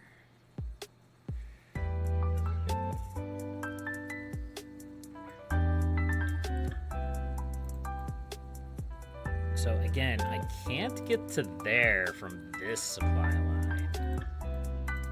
But I can still kind of make this work. It's just going to be a little gross. Then again, as I said, all of my supply lines in this area are going to be kind of gross, so what does it matter? Okay, that actually works kind of okay. I'll send these troops in.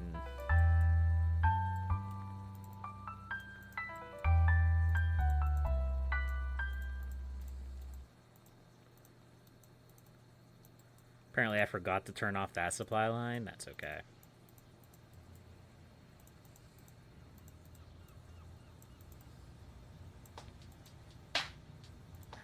This projector can go away. I don't need it.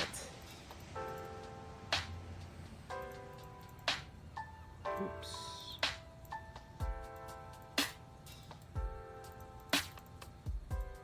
So my goal right now is to get a line of troops that go, I don't have my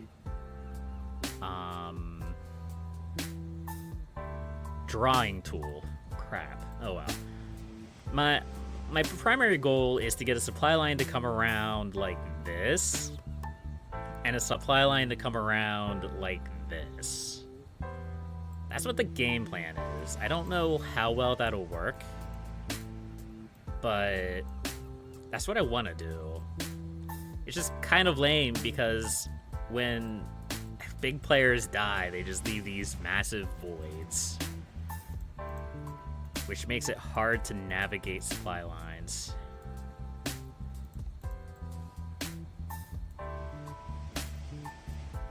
Let's see.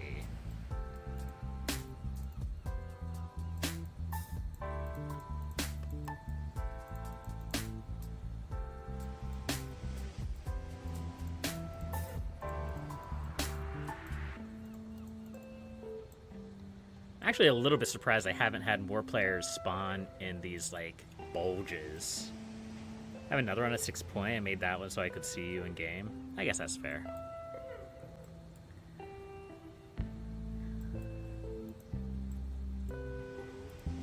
Let's see.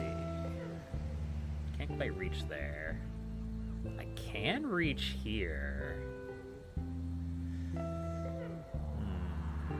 Maybe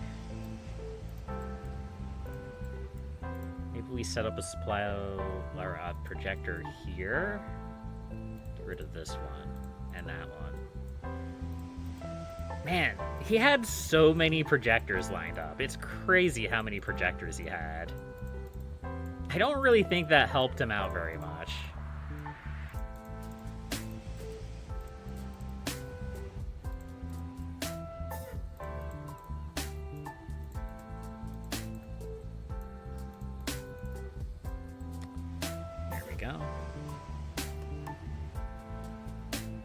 I'm not sure how much longer I'm going to be playing either. It's 11 o'clock here.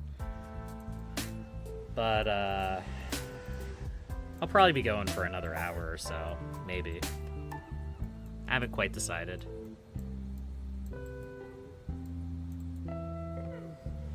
Honestly, it's until I just kind of run out of enthusiasm.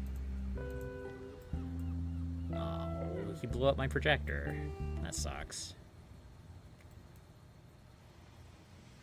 Ooh. Alright. I'll tell you what. Let's bring this over.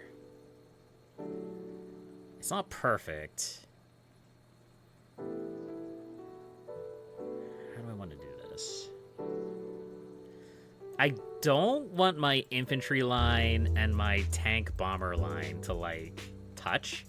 I want to make sure they don't touch. As much as possible, anyhow. Touching is bad.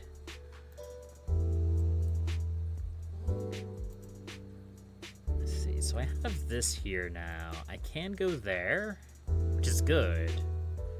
I can go down, which is also good.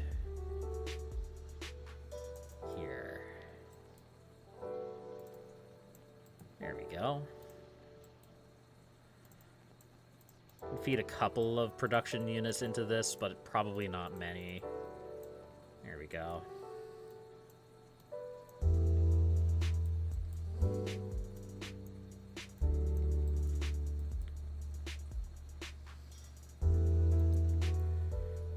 So I guess the question is, do I want to go the whole way out here and grab these troops, or do I want to come back around like this? I don't really know. Oh, there's ABC. Oh, I hope ABC doesn't attack me.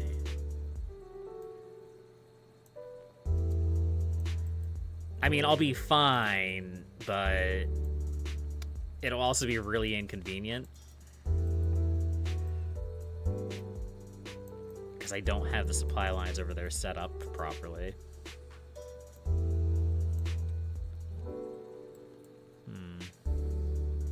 What's it gonna be, ABC?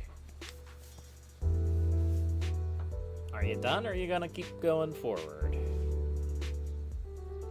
Actually, let's take a look. Oh, he is gonna go forward. Alright, well that does actually indeed suck. Okay, let's go to here.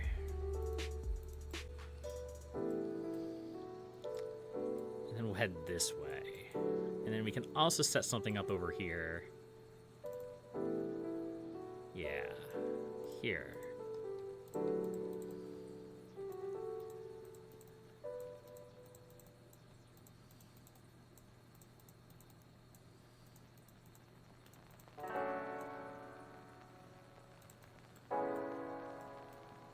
And we'll come this way. Yes.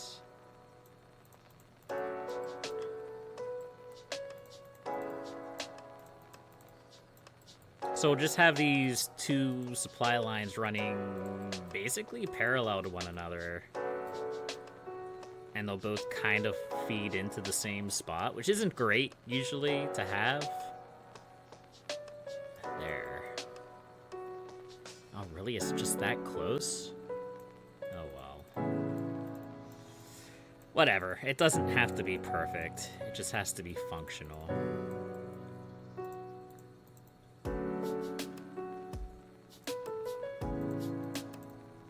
And we could feed this into here.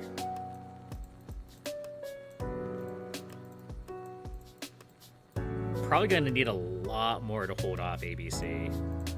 They have a lot of power. Hi. Just hi. Where's this bot's king? I need to kill this bot now.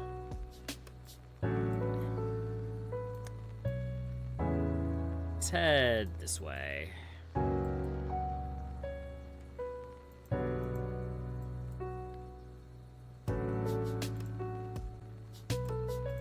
This line will head this way. There we go.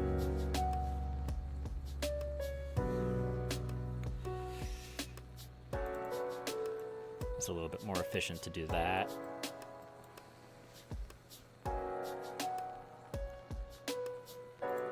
Okay, so this is routing into here. We're just headed this way. which is heading this way. Yeah.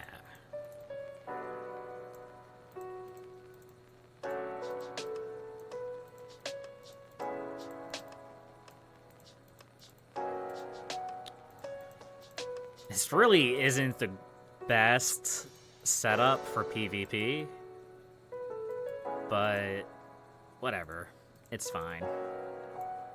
I'm committed, so this is what we're doing. There we go. This infantry line over here would actually work a lot better for PvP, but it's whatever. Who cares? Who cares? We're just having a little bit of fun.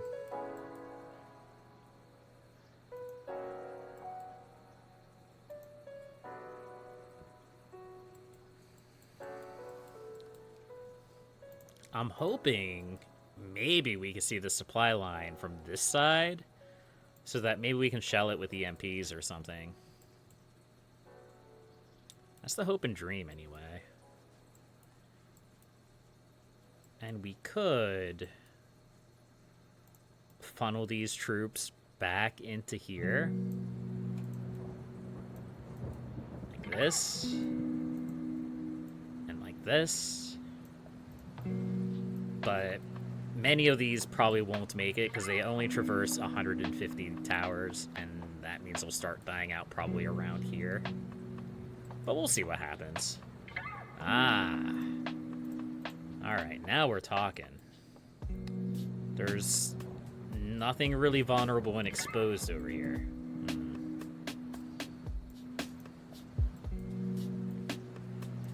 I was hoping for a projector or something. Something that I could easily target. Oh well.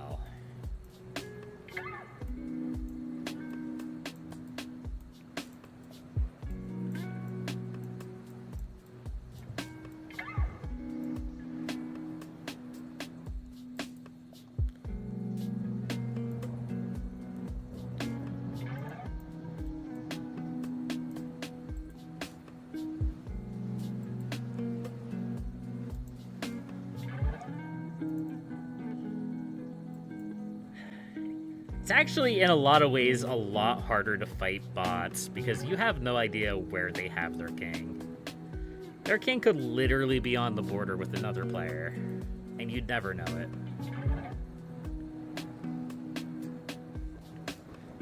Alright, well, we have the first signs of battle over here. That's good. Maybe we'll do just fine. Oh, he kind of stopped his line, huh? Oh, well. We'll figure it out. He'll probably start attacking me soon. Okay, let's bring this down here. Yeah, might as well.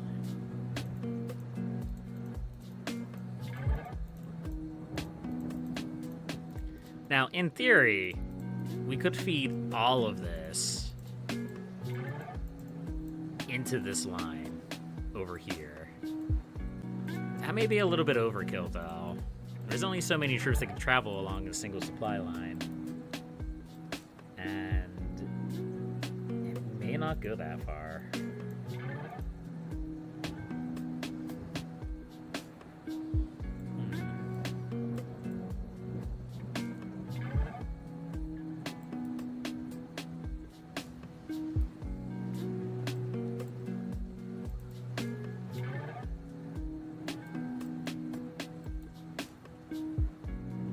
No, it's buffering. No, don't buffer. Network error. I'm losing frames. Oh no. I lost 476 frames. Truly, this is the worst timeline.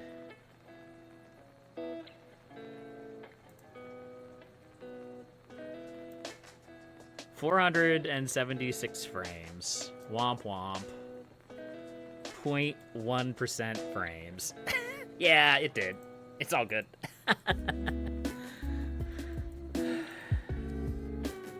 You know what? Let's just run this line over here too. Why not? There's no harm in it. Is it horribly inefficient and dumb? Yes. Is it gonna end the world? Nah. problem.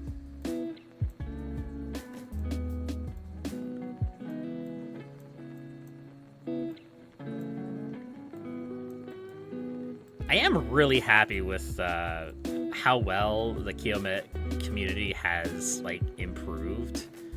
I know it seemed like I was complaining about that earlier, but, like, I see fewer and fewer people who don't know how to use supply lines now. And that's like Kiomet 101. Like, if you know how to use supply lines, you'll probably do okay. But yeah. Yeah, it's nice. It's nice. Somehow this is working. It probably shouldn't. Actually... Well, I was going to say that ABC wasn't using projectors, but either A, they just started using projectors, or B, they're using projectors wrong. Those are the two options we have. I guess time will tell which one's the case.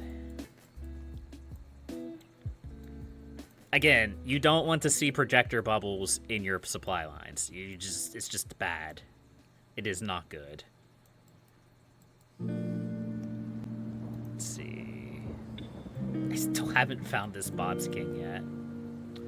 I mean, I haven't really been looking that hard either, but also I've just kind of been hoping that the bot will stumble into my army. That doesn't seem to be happening. Took 5 hours though. You got 2.5k back when you first started using no lines because you didn't know how to use them. I think, I'm trying to think way back when I first started playing. I think I was in the same boat. Back before I knew how to use supply lines, I was literally just, clicking troops everywhere like this. And it took so long to do anything. There are advantages to doing that in certain situations. Like, in this situation here, this might be a better idea. So, like, I have this main supply line running through the enemy. I can then, like, click these troops around to capture territory around the main supply line. It's still really useful in certain situations to do that. Because then you capture all this land, and it's harder for the enemy to attack. You just threw troops at people. Yeah, I think that's what everybody did when they first started. Because they didn't know any better. Oh, what's going on here? I don't know what happened here. Whatever. Just go to that headquarters. That's fine. No, ABC. I wanted to fight a war with you, ABC. Oh well. I guess that's perfectly fair and reasonable. He may turn against me at some point. Often they do. Rondor. I'll be friends with Rondor. Why not? The Imperial Guard strategy? Yeah.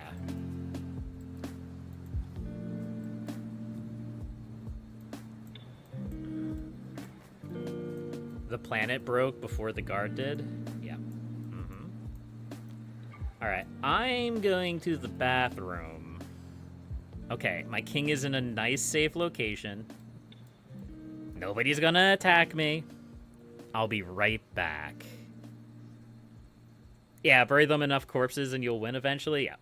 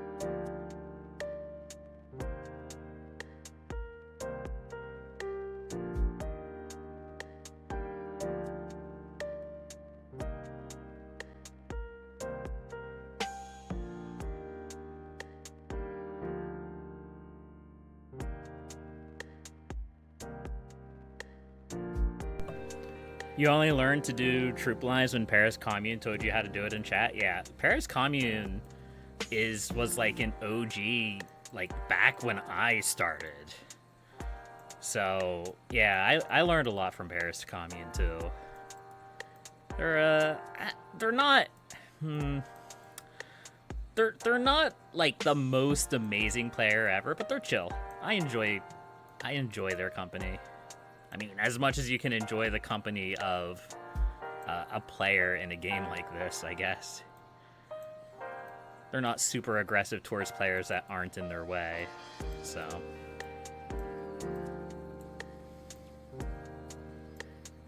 I have a nice little empire going on here, though. I'm pretty happy with this. I think I am familiar with Hai. I think Hai is a pretty good player. Unless it's a different Hai, which, I mean, it's such a simple name that it very well could be. Who knows? They may also attack me. Whatever. It is what it is. No, bot, don't despawn. No. Lame. Okay. That's fine. We should be able to get this land at least.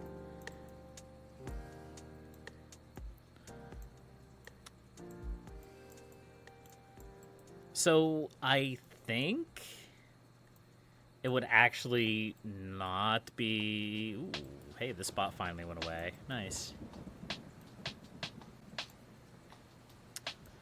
Anyway, as I was saying, I think it would not be a terrible idea for me to... What's going on here? Okay, that works just fine. Move my king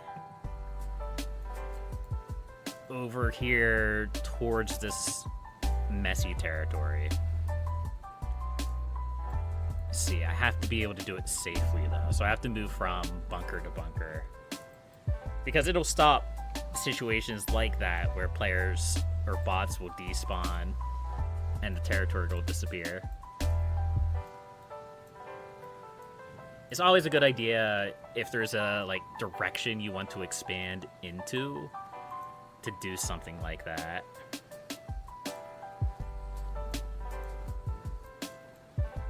We're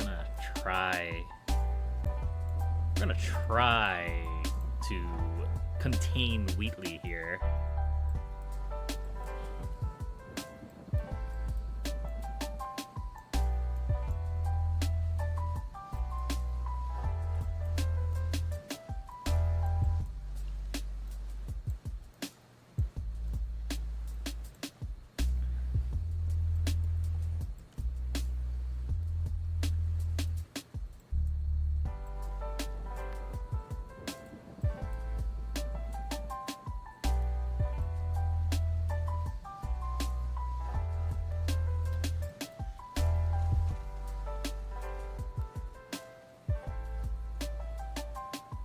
We could probably attack High.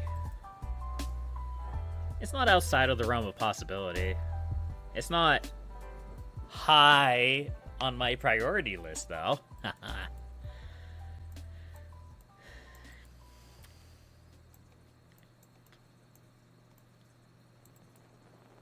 But they certainly wouldn't go down easy, even despite their size.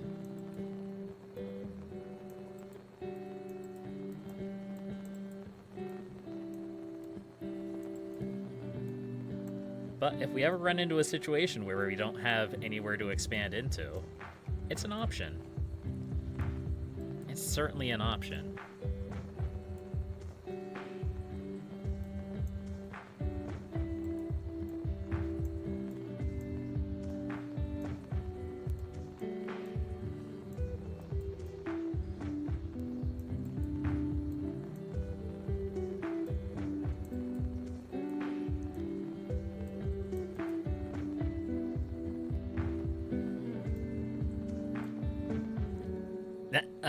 You see what I did there?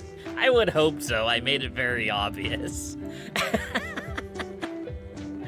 Alright, we probably don't need all of these troops heading this way now. We could probably reset this so that we have these troops just patrolling. Honestly, probably the same with these guys. Where? Oh, did I just have that like that? I probably did. Your comments show up so slow on the stream now? I don't know why that would be the case. I haven't dropped any more frames. Maybe try refreshing the page. Maybe you're a little bit behind. I don't know. I'm not Twitch tech support, unfortunately. Although they probably make a whole lot more money than I do.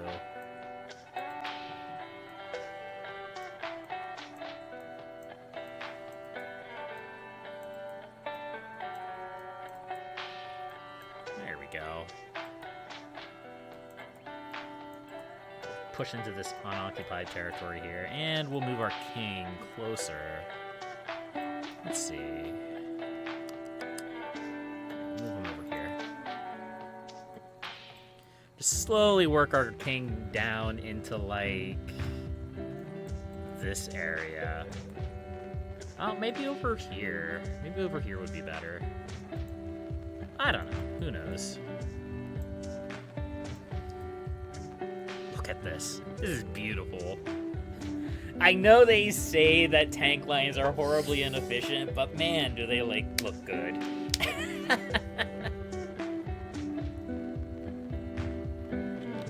I mean, come on. Come on. These are shielded tanks. They do a lot of damage. In fact, we're gonna set up a projector here, too. Just to kind of help with that.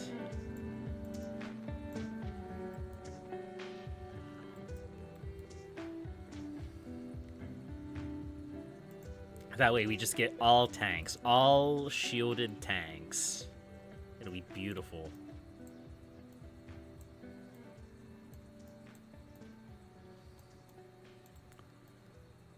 Do we have more bots coming in? It looks like we do.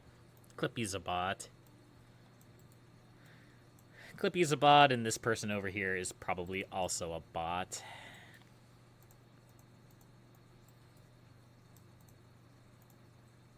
There we go. Excellent.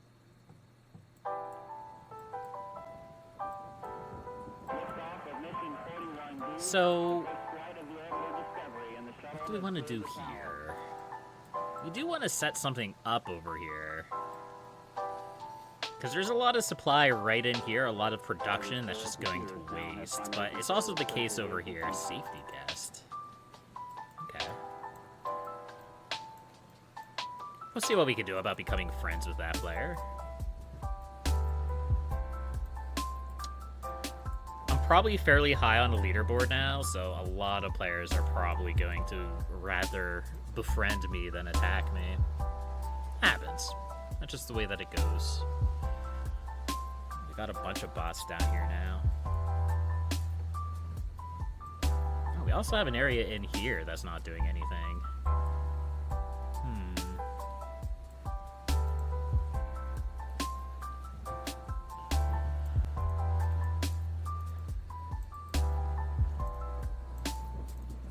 So we're really, I guess, I have decided to work with two separate lines. We have this, like, fast and loose lazy line over here, which is literally just unupgraded buildings and infantry rolling across the plain. And then we have this tank bomber line over here, which is just fun to look at and watch.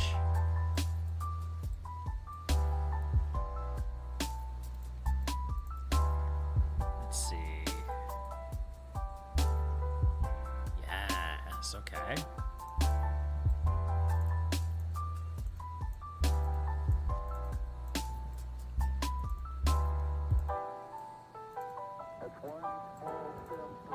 Alright. Also, it's about this time that I realized that the music that I'm playing is literally just like the same handful of songs looped.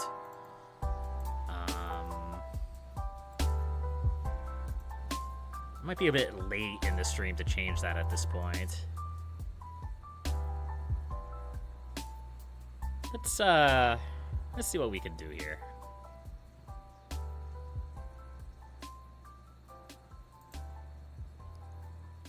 I should have my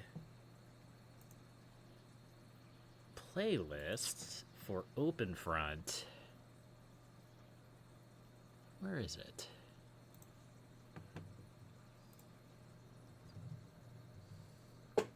IO strategy playlist?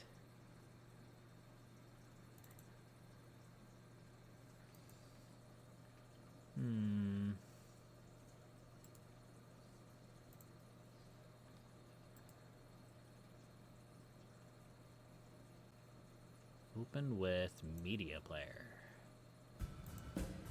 Yeah, there we go. All right.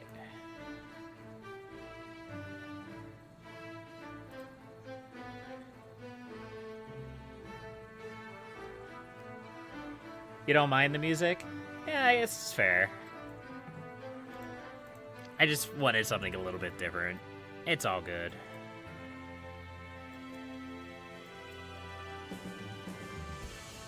Alright, let's, what am I doing? Okay, I remember what I'm doing now. I got distracted by the music, I just completely forgot what I was doing. Did I forget what I was doing? Kind of, yeah. It's fine.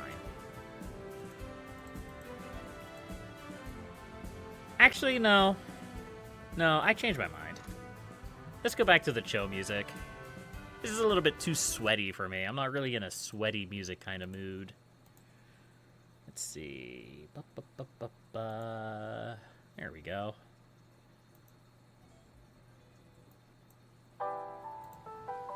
There we go. All right.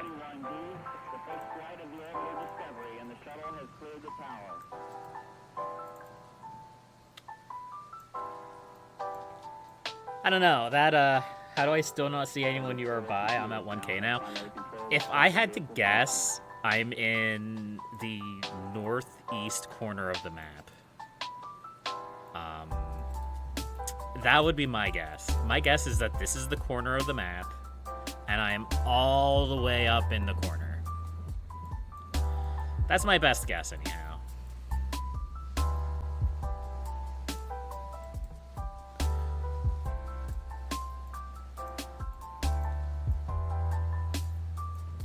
Alright, where's our king now? Right here. Let's slowly creep him this way. I want to be careful because it'd be really awkward if I just lost my king now. And I'm probably on the leaderboard. I'm probably close to the top at this point, if I had to guess. It'd be real awkward if I just lost my king to a random bot. It'd be mildly embarrassing.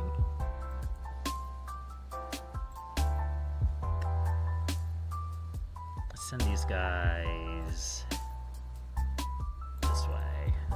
Take out Flippy.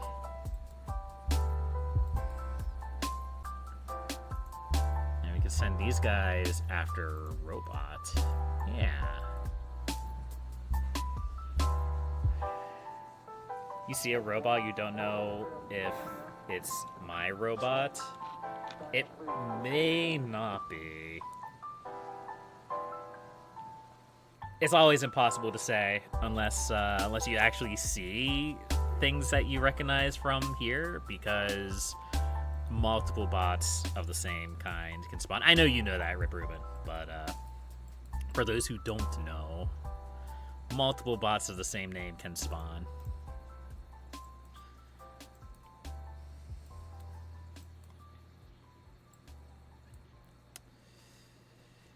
This is gross. This whole area is gross. Alright. What do I want to do with this? Because I don't really have to funnel it into here. Especially if I want to eventually pick a fight with High. I will eventually want to bring this over here. So where do I want to bring this over here at?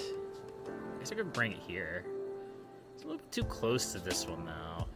You can just route, honestly, all of this stuff into here and it would be fine.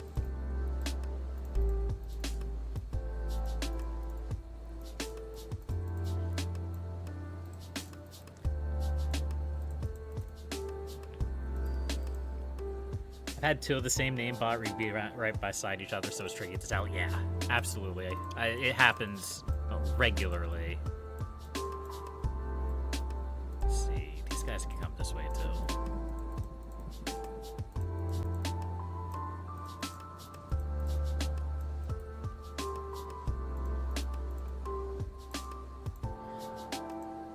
I think my plan was... Yeah, so here's what I can do. I can bring this down this way.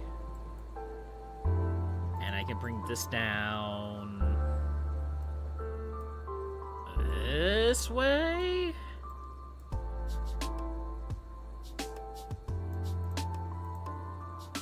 Sure, I can bring this down this way.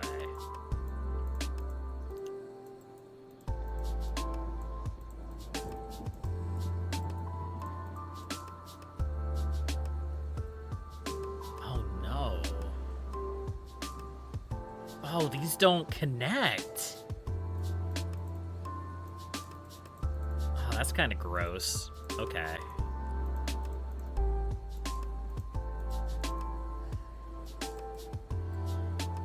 So that complicates a war against High, if that's the direction I wanted to take.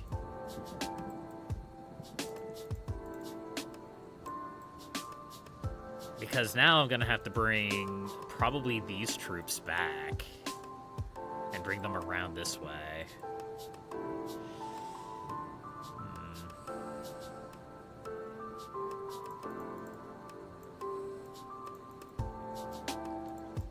I can't believe these two areas don't connect.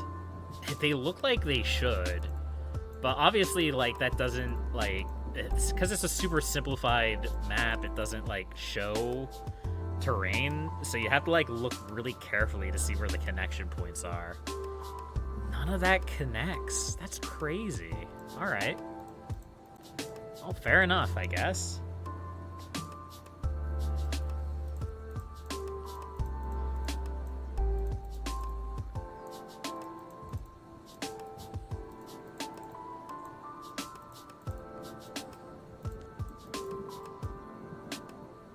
You hate it when that happens? I think it's super interesting when that happens. Like, it sucks when it happens, but at the same time, it's really cool when that happens because it makes, like, the game interesting, if that makes sense. Like, you're not just doing the same thing over and over again in the same areas at the same times. Like, it forces you to really think about what you want to do sometimes.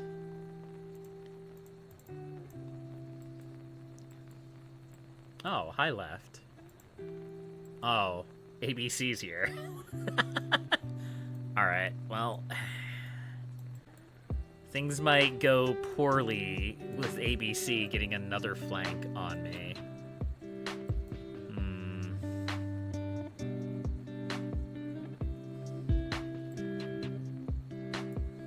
The scary thing is you could probably push into this area. He probably can't push into this area, but if he has another powerful supply line, he could absolutely push into this area. And a lot of this area is just completely unprepared. If he wanted to. He may just decide it's not worth the effort.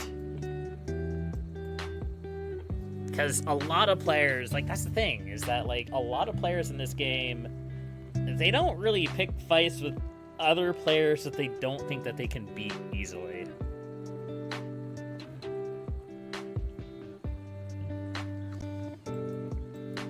There's too much at stake, too much risk. Players tend to be very risk adverse because of how long the game takes to play.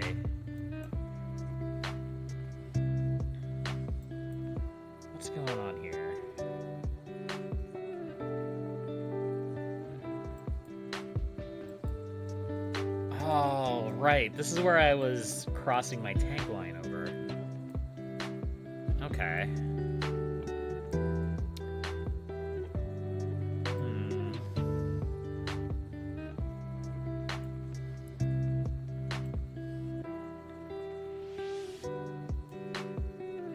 I could still do that. You only try to fight people when you think you can beat or make leave.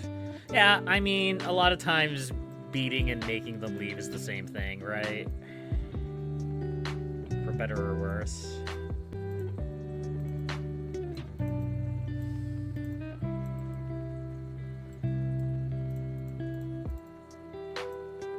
We could just have this be like the Western tank line.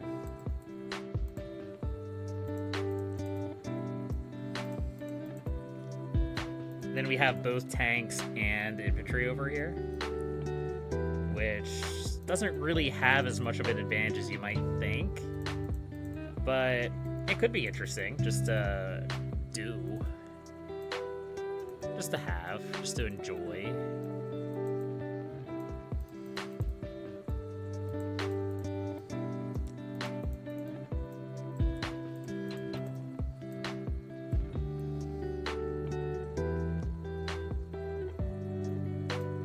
So this is a bot.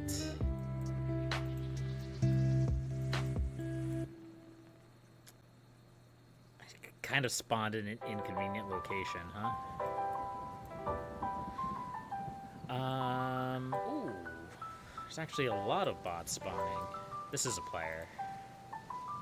I don't really know how I feel about, like, allying with that player because they're probably going to end up attacking me. Or Rondor. They could attack Rondor too, I guess. And there's also a bot that spawned down here as well. Bender. Where's my king? Okay, my king's still safe at the moment. We're slowly bringing him down. This area's a little bit less safe, though.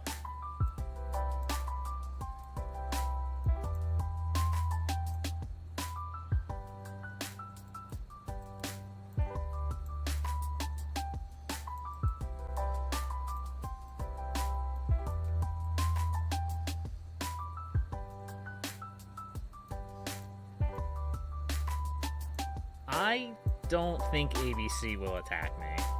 I could be wrong about that. But I feel like that's one of those things where if they were going to attack me, they would have done so. Unless they just have bigger fish to fry. Which is always a possibility.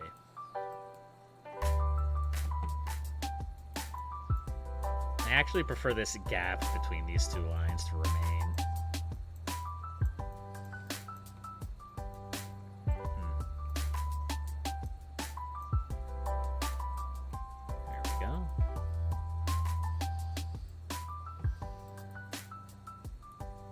Man, we're pretty big.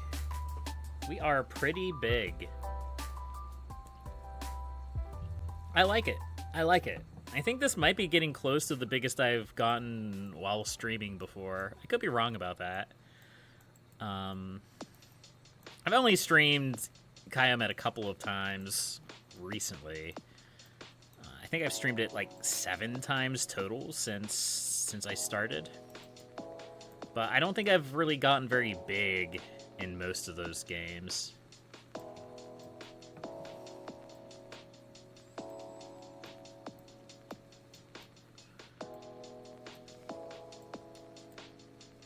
I am really big? I have no idea how big I am. I mean, realistically speaking, I could pop up the leaderboard and see. If I'm not at the top, I'm probably near the top. Let's go take a look. Yeah, 2,600. I mean, I guess we can leave the leaderboard on now that we're at the top. You might as well. It's not like I have to be afraid of somebody bigger than me. I just have to try to make sure that I don't use it to my advantage, like trying to see if somebody is AFK or not. Because that's the other big reason I tend to turn off the leaderboards, because I don't want to know if people are AFK.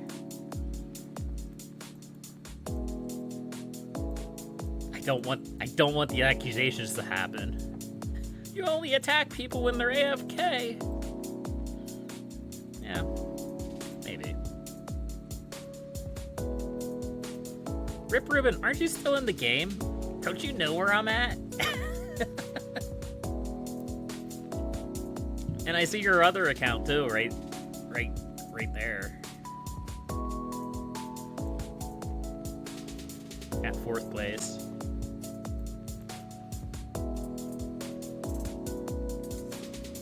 Yeah, so Southgast definitely attacked me. Nobody is surprised by this. Alright. We can take care of that.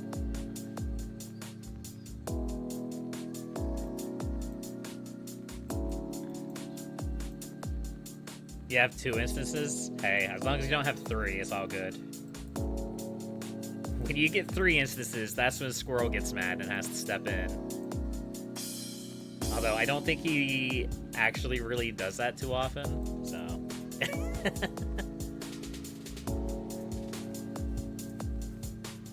Yeah, technically, according to the terms of service for the game, you can have 2 instances running at the same time. I think that's what it says. Where is that? I've looked it up for people on the Discord. Let's see.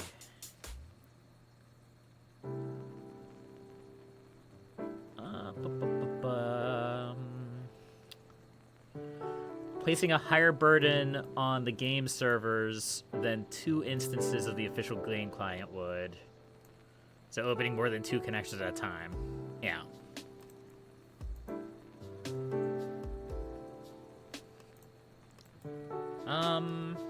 Probably. Wouldn't surprise me. If you were attacking the same bot. Let's see. This can go this way.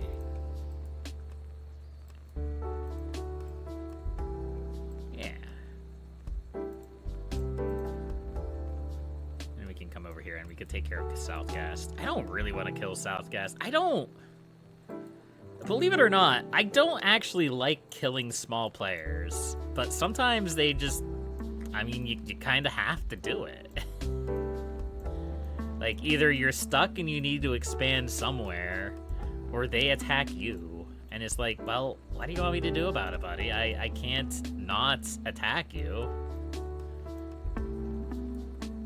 Never mind, it just died. Mine dead toast, so...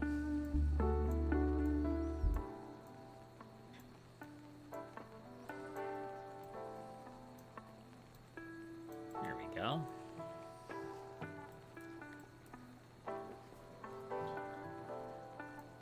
Alright, let's move our king...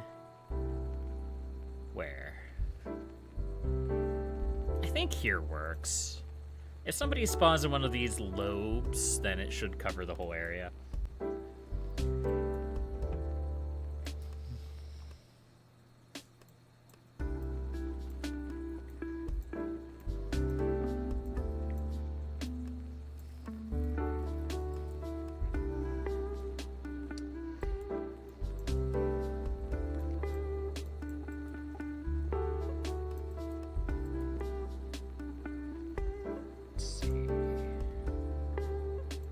Just get rid of that bot.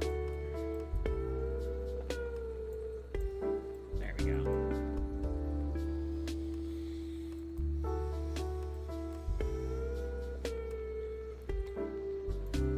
So I could, like, massively inflate my score by upgrading all of my cities.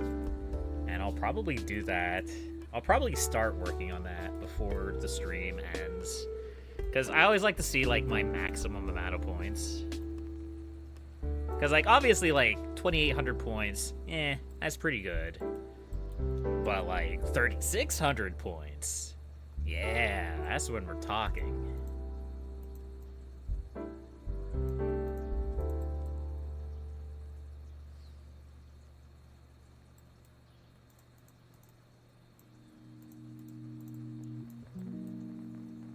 Go. Plus, it looks like we might be reaching a point now where we're gonna run out of people to attack. In which case, I might just pick a fight with ABC.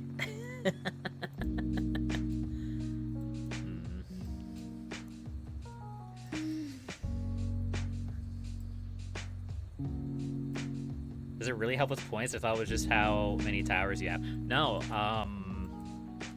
so villagers are worth 2 points. Let's take a look here. Now, villages are worth 1 point. Towns are worth 2 points. And cities are worth 5 points. So if you build a bunch of cities, you're gonna get a lot of points. And I have 275 villages that I could upgrade. Well, technically it's like 272 villages that I could upgrade into buildings that give me 5 points instead of 1. Hey, there you are, Ruben. Neat. That's one less place I can expand to. That's one less place I can expand to. Yeah, I knew Southguest was going to attack me. Unfortunate. It's unfortunate, but it's the way things go. It's the circle of life. No, I'm not singing that. Okay.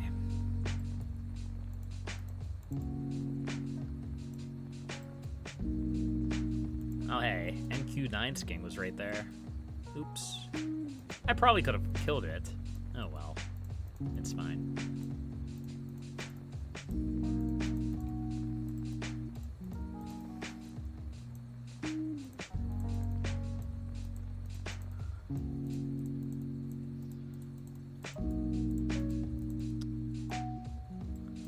I might still be able to kill it. No, it's running. That's fair and reasonable. There we go. Sleepy is attacking you. Sleepy is not a player that I would ever be concerned about in 100 years.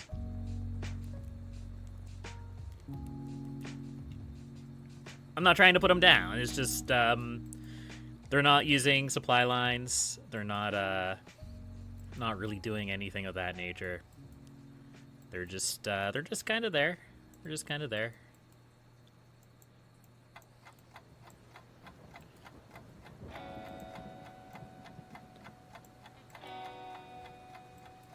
You don't really need the small guy now? Nah.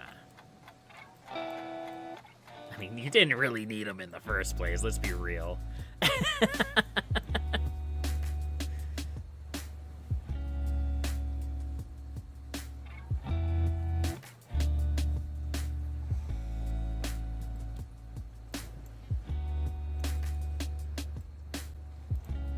Oh, I thought ABC was the whole way up here for a second. I was a little bit concerned. I'd like to see a war between Rondor and ABC. That would be interesting to watch. I don't think it'll happen, but it would be interesting to watch.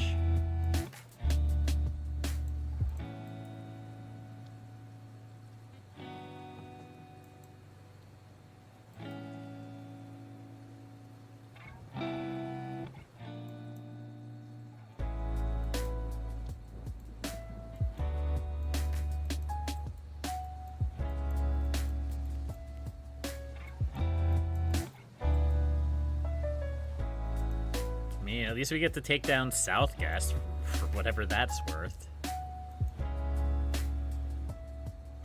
Sorry, Southguest. It's just the wrong place at the wrong time.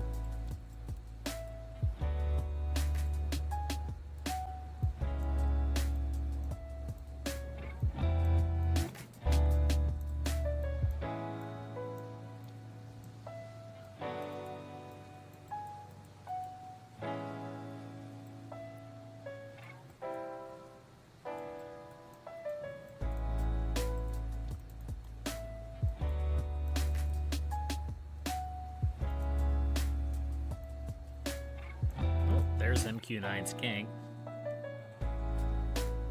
Nice.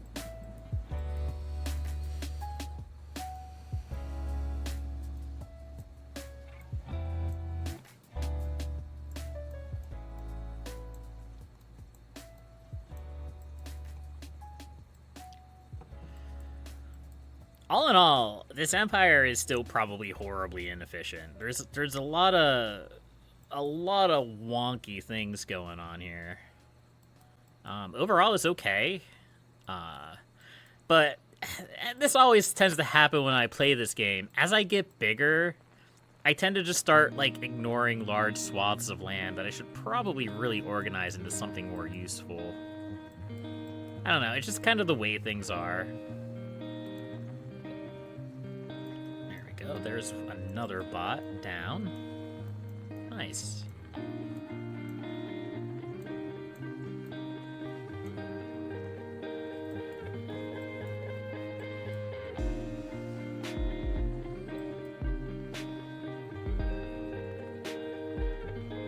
So I've been streaming for a little over 3 hours now, and I almost have 3,000 points. That's a pretty decent run. I usually say if you get about 1,000 points an hour, you're doing pretty good in this game. Obviously, like, a lot of that was spent fighting a big player over here, too, so I'm pretty satisfied with that, certainly.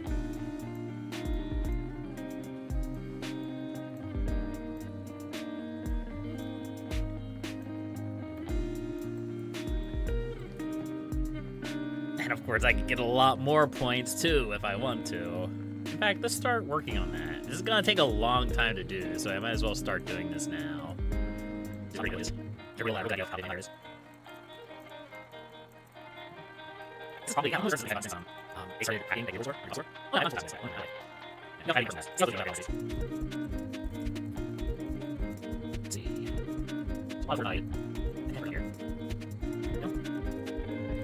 It's fine. It's great.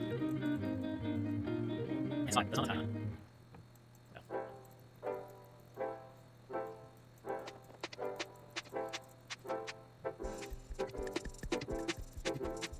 Right around there. I'll left out. That's right. Let's see.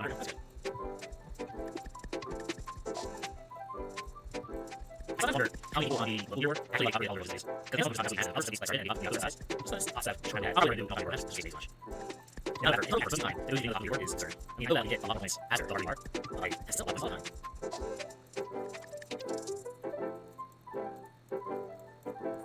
Out over hours days, yeah. There's not like because they're actually like business. And there's my boss. You'll absolutely have you have a chance. You have no chance. And I was very there too, so I think it's time. Alright, well that got us like 400 points, I think. I think we were at 2,800, now we're at 3,200.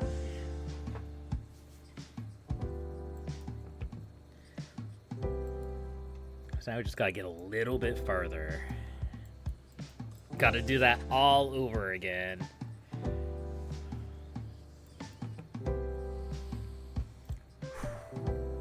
$285.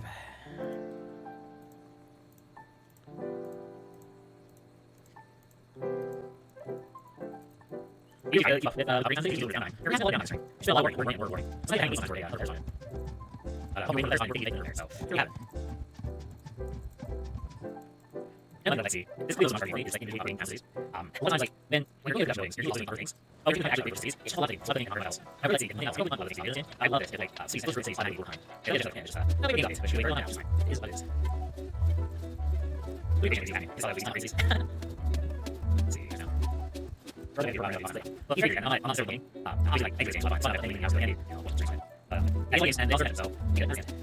And we'll do that, first time.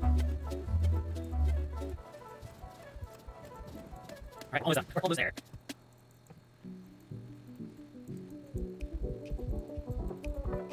Right. Oops, change that. Yes, I'm over here, sure.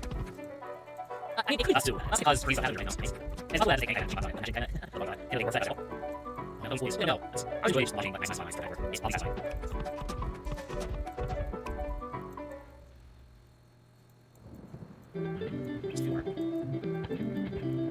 Yeah, parents are okay.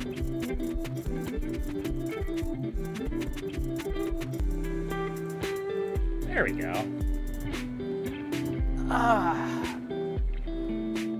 All right. 4,100. Almost 4,100. That's not bad. That's pretty good. ABC is gonna swoop in and take some of this land.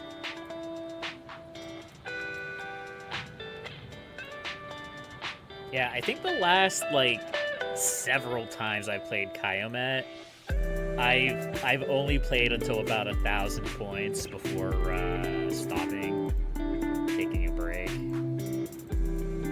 So it is nice to get a big score energy again in this game. It's been a while. It's been a while.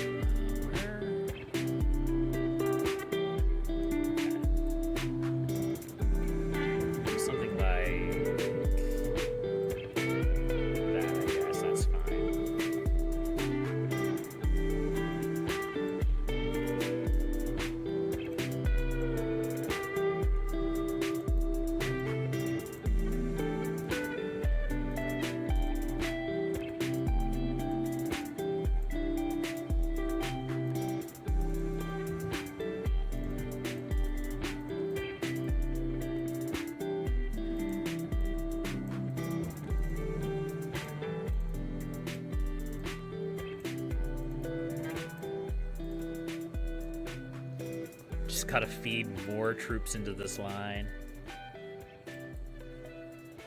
Let's see. Going that way. You can go ahead and go into this spot. That's fine.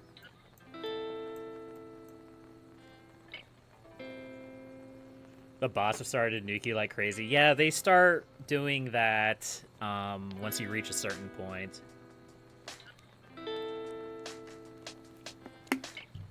The bots start getting a lot more aggressive towards you. It's why it's actually like a good idea to like whack-a-mole them. Just like take them down as soon as they spawn so they can't actually get nukes on you. Of course, sometimes it's harder, it's easier said than done because they do like expand and blow up in size rather quickly sometimes.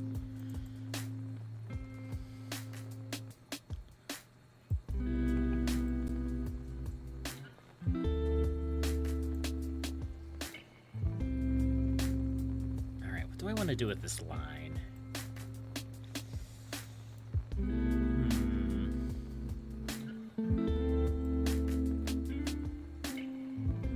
Everything's starting to run together at this point.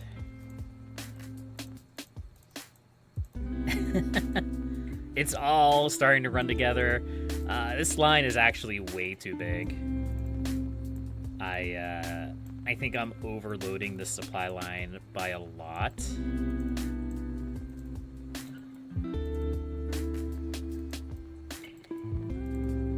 But I'm still adding to it for some reason.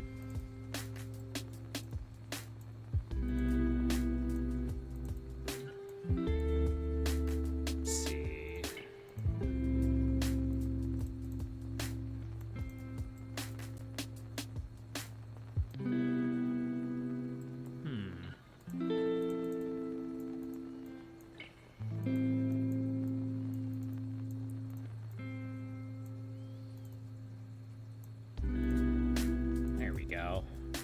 I guess.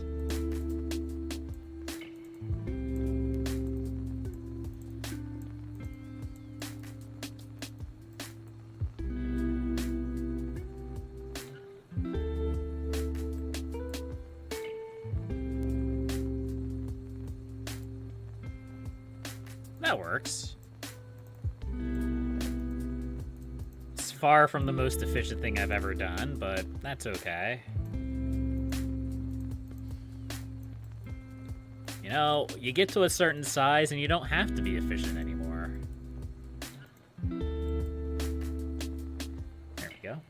there's too much red below you. Yeah. You kind of go through phases of that. Like, sometimes you'll have a bunch of enemy players around you, and then you'll, like, beat them down, or some of them will leave, and then, like, others will come in, and they'll ally with you. It just kind of goes through phases. Like, there was a period where, like, there was a lot of red over here, and now it's all friendly players. And of course, it's worse when you get closer to the center of the map. That's kind of the nice thing with where I'm located up here. Because I'm located probably near the edge of the map, I don't really have a lot of players around me other than down here. It's kind of nice. It's kind of nice. I am super happy with this spawn location that I had.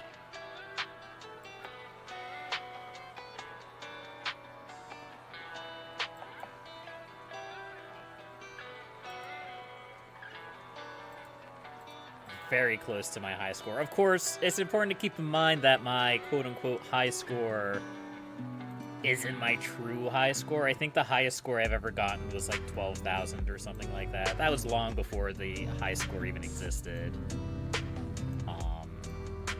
But high score doesn't really mean a lot in this game. It really doesn't. Like, it's cool. You get your high score name on the leaderboard. 140,000, 135,000, 121,000, 63,000. You know, all these players who have way too much time on their hands. But, yeah. Yeah, I have my profile set to private so that when I'm playing the game under a different name, people don't know that it's me. And I do that a lot. I'm changing my name up all the time when I'm playing the game. Just because there's a lot of people in the game who hold grudges. And I don't want to deal with people who hold grudges.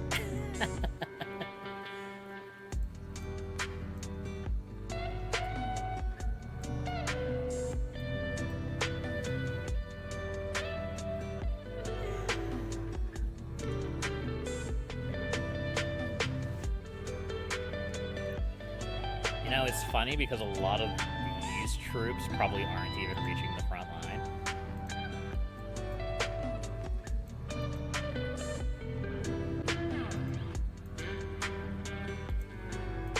I think that would be an interesting addition as well. So, like, a lot of people have mentioned how useful we haven't done anything with this area in here. How useful it would be to, like, be able to mark towers so that, like, you can mark a tower and not lose it. So, like, you could say, set up a barracks as your hub and then, like, highlight it, maybe, like, turn it yellow or something. It would be interesting if you could do that with, like, a group of soldiers, too. So, like, for example, say I wanted to see if these tanks were reaching the front lines. I could highlight this unit as yellow, and then come back when it's all the way down here and see if it's actually getting to the front line. It's just kind of a quality of life thing where you wouldn't have to, like, count. Okay, 1, 2, 3, 4, 5, 6, 7, 8, 9, 10, 11, 12, 13, 14, 15, 16, 17, 18, 19, 20, 150. Something along those lines. I don't even know if that would be a feasible thing to do, but it's an interesting idea. I think.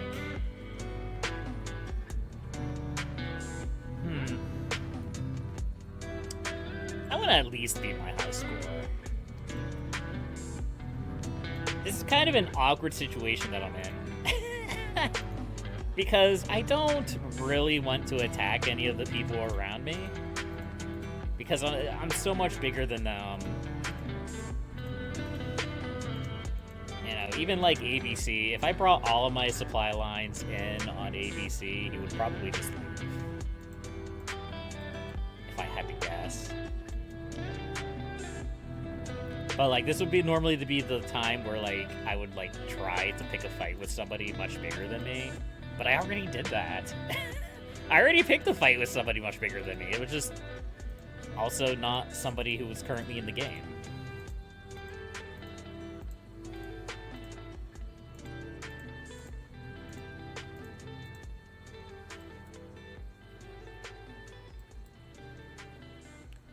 I mean, I guess we could bully ABC anyway.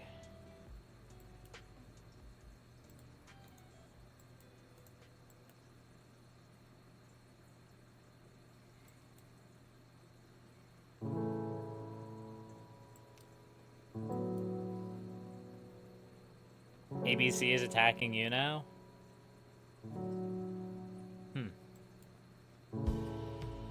I believe in you. I believe that you can take him on. I'm surprised ABC isn't attacking this version of you. Like, he knows that I completely surround you, probably.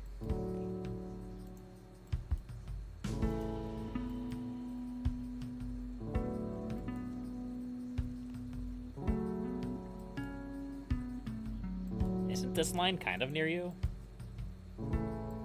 Or near him? I mean, now it would be even worse if I picked the fight with ABC, because now it looks like I'm just, like, showing untoward favor towards a viewer.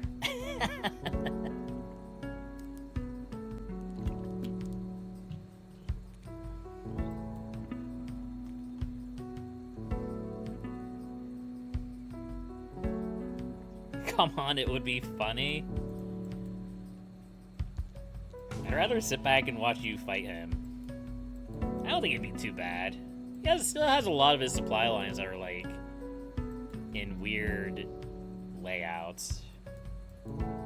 2v1s aren't fun. I thought all of you cool kids were about the 1v1 nowadays. That's what happens on Discord a lot.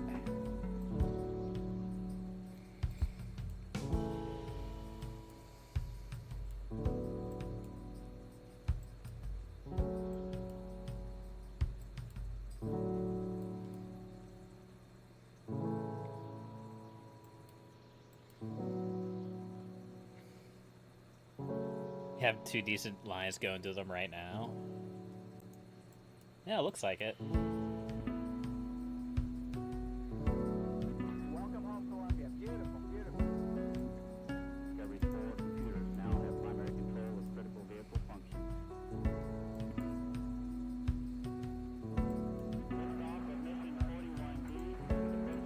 Sleepy's doing a pretty good job against you. I mean, all things considered. Can't really see what they're doing very well.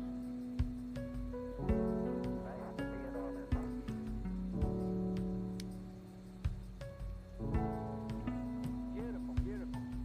He may be getting help from Wild Guess too. It's hard to say.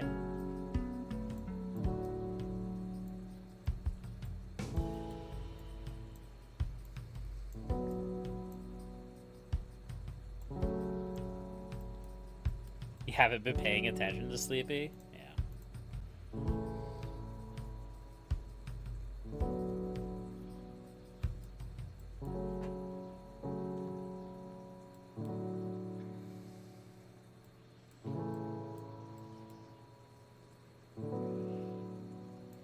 Let's see what's going on over here. Maybe I have a path to expand after all.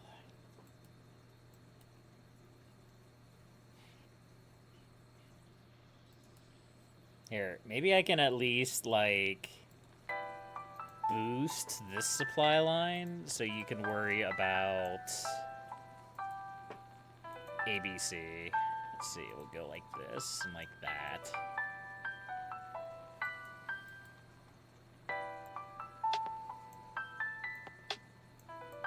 I think that's fair.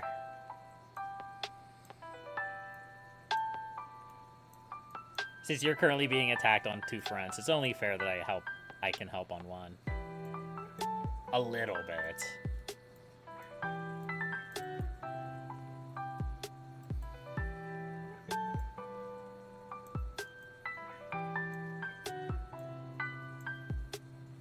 They just out.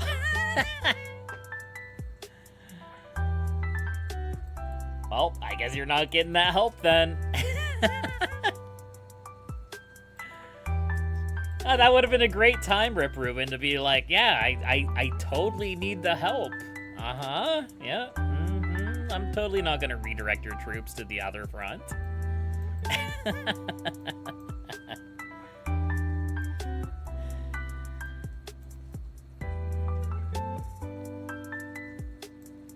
This is gonna be super unfortunate for Boo, because he's in my way.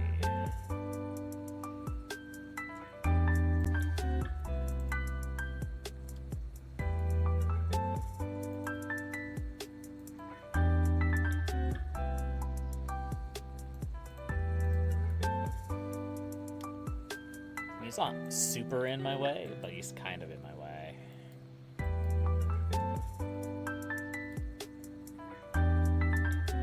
Oh, well, it looks like he's attacking again. They might have thought you would help. Nah. Who knows? Players are weird. They like to do weird stuff.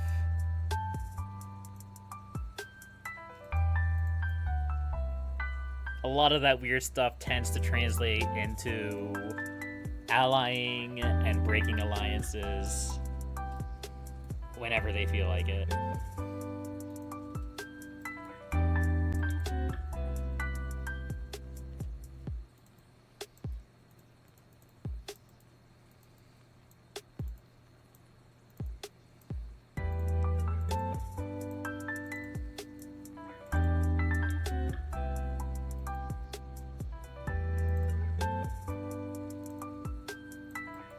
There we go.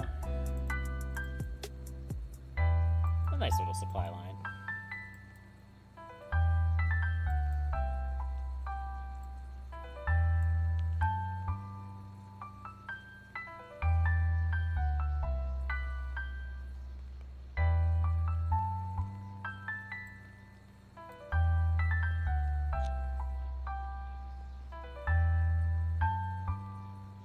You're focusing on Sleepy now?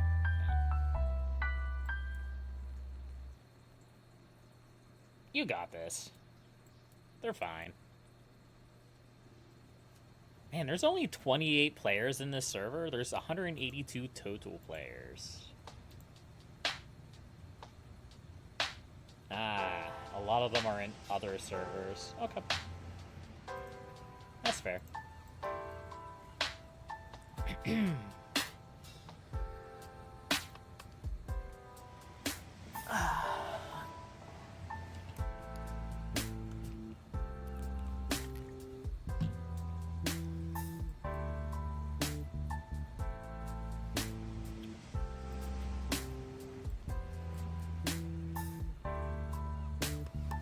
I'm gonna start trekking my king back towards this area.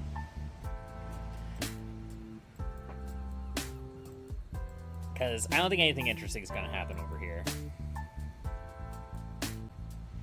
The hope and the dream was that players would spawn and we would have a good old time. But that doesn't seem to be a thing. Not right now, anyhow.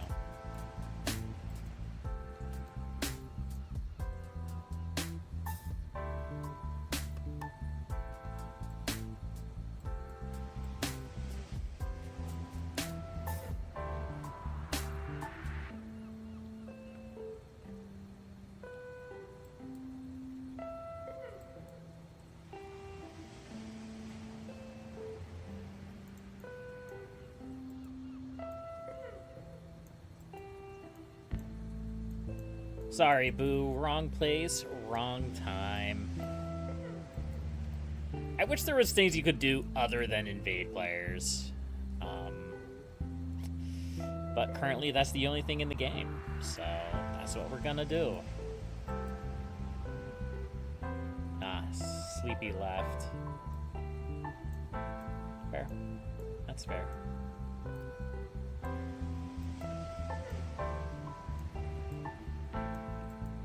Somebody spawned back in, though.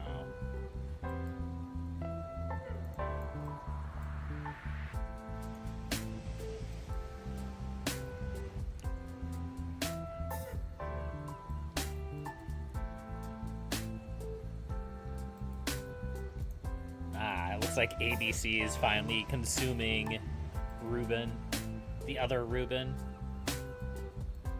Well, I mean, you had a little bit of help. But no, I get it. You would have done fine on your own too, I'm sure.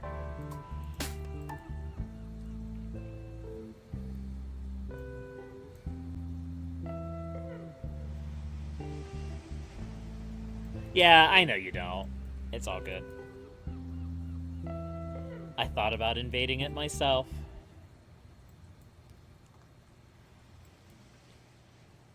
Man, look at this beautiful tank line.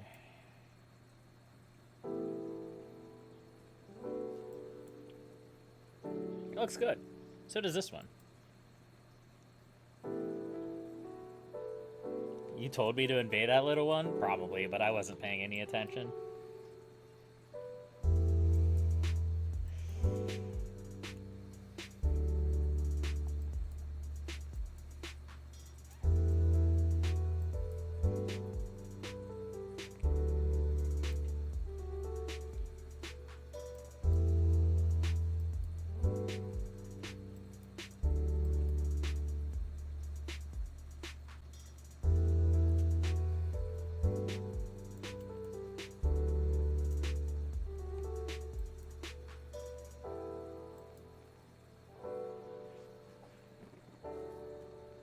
It's 12:30. My goodness. I have a D&D character to make for tomorrow. It probably is about time that I call it a stream. It is getting late. I do need to get some sleep for tomorrow so that I'm not a complete zombie. But, yeah. It's been fun.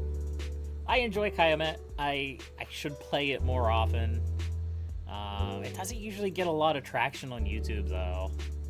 Like, it did a little bit during the Open Front days, when I was doing a bunch of Open Front, but, not so much anymore.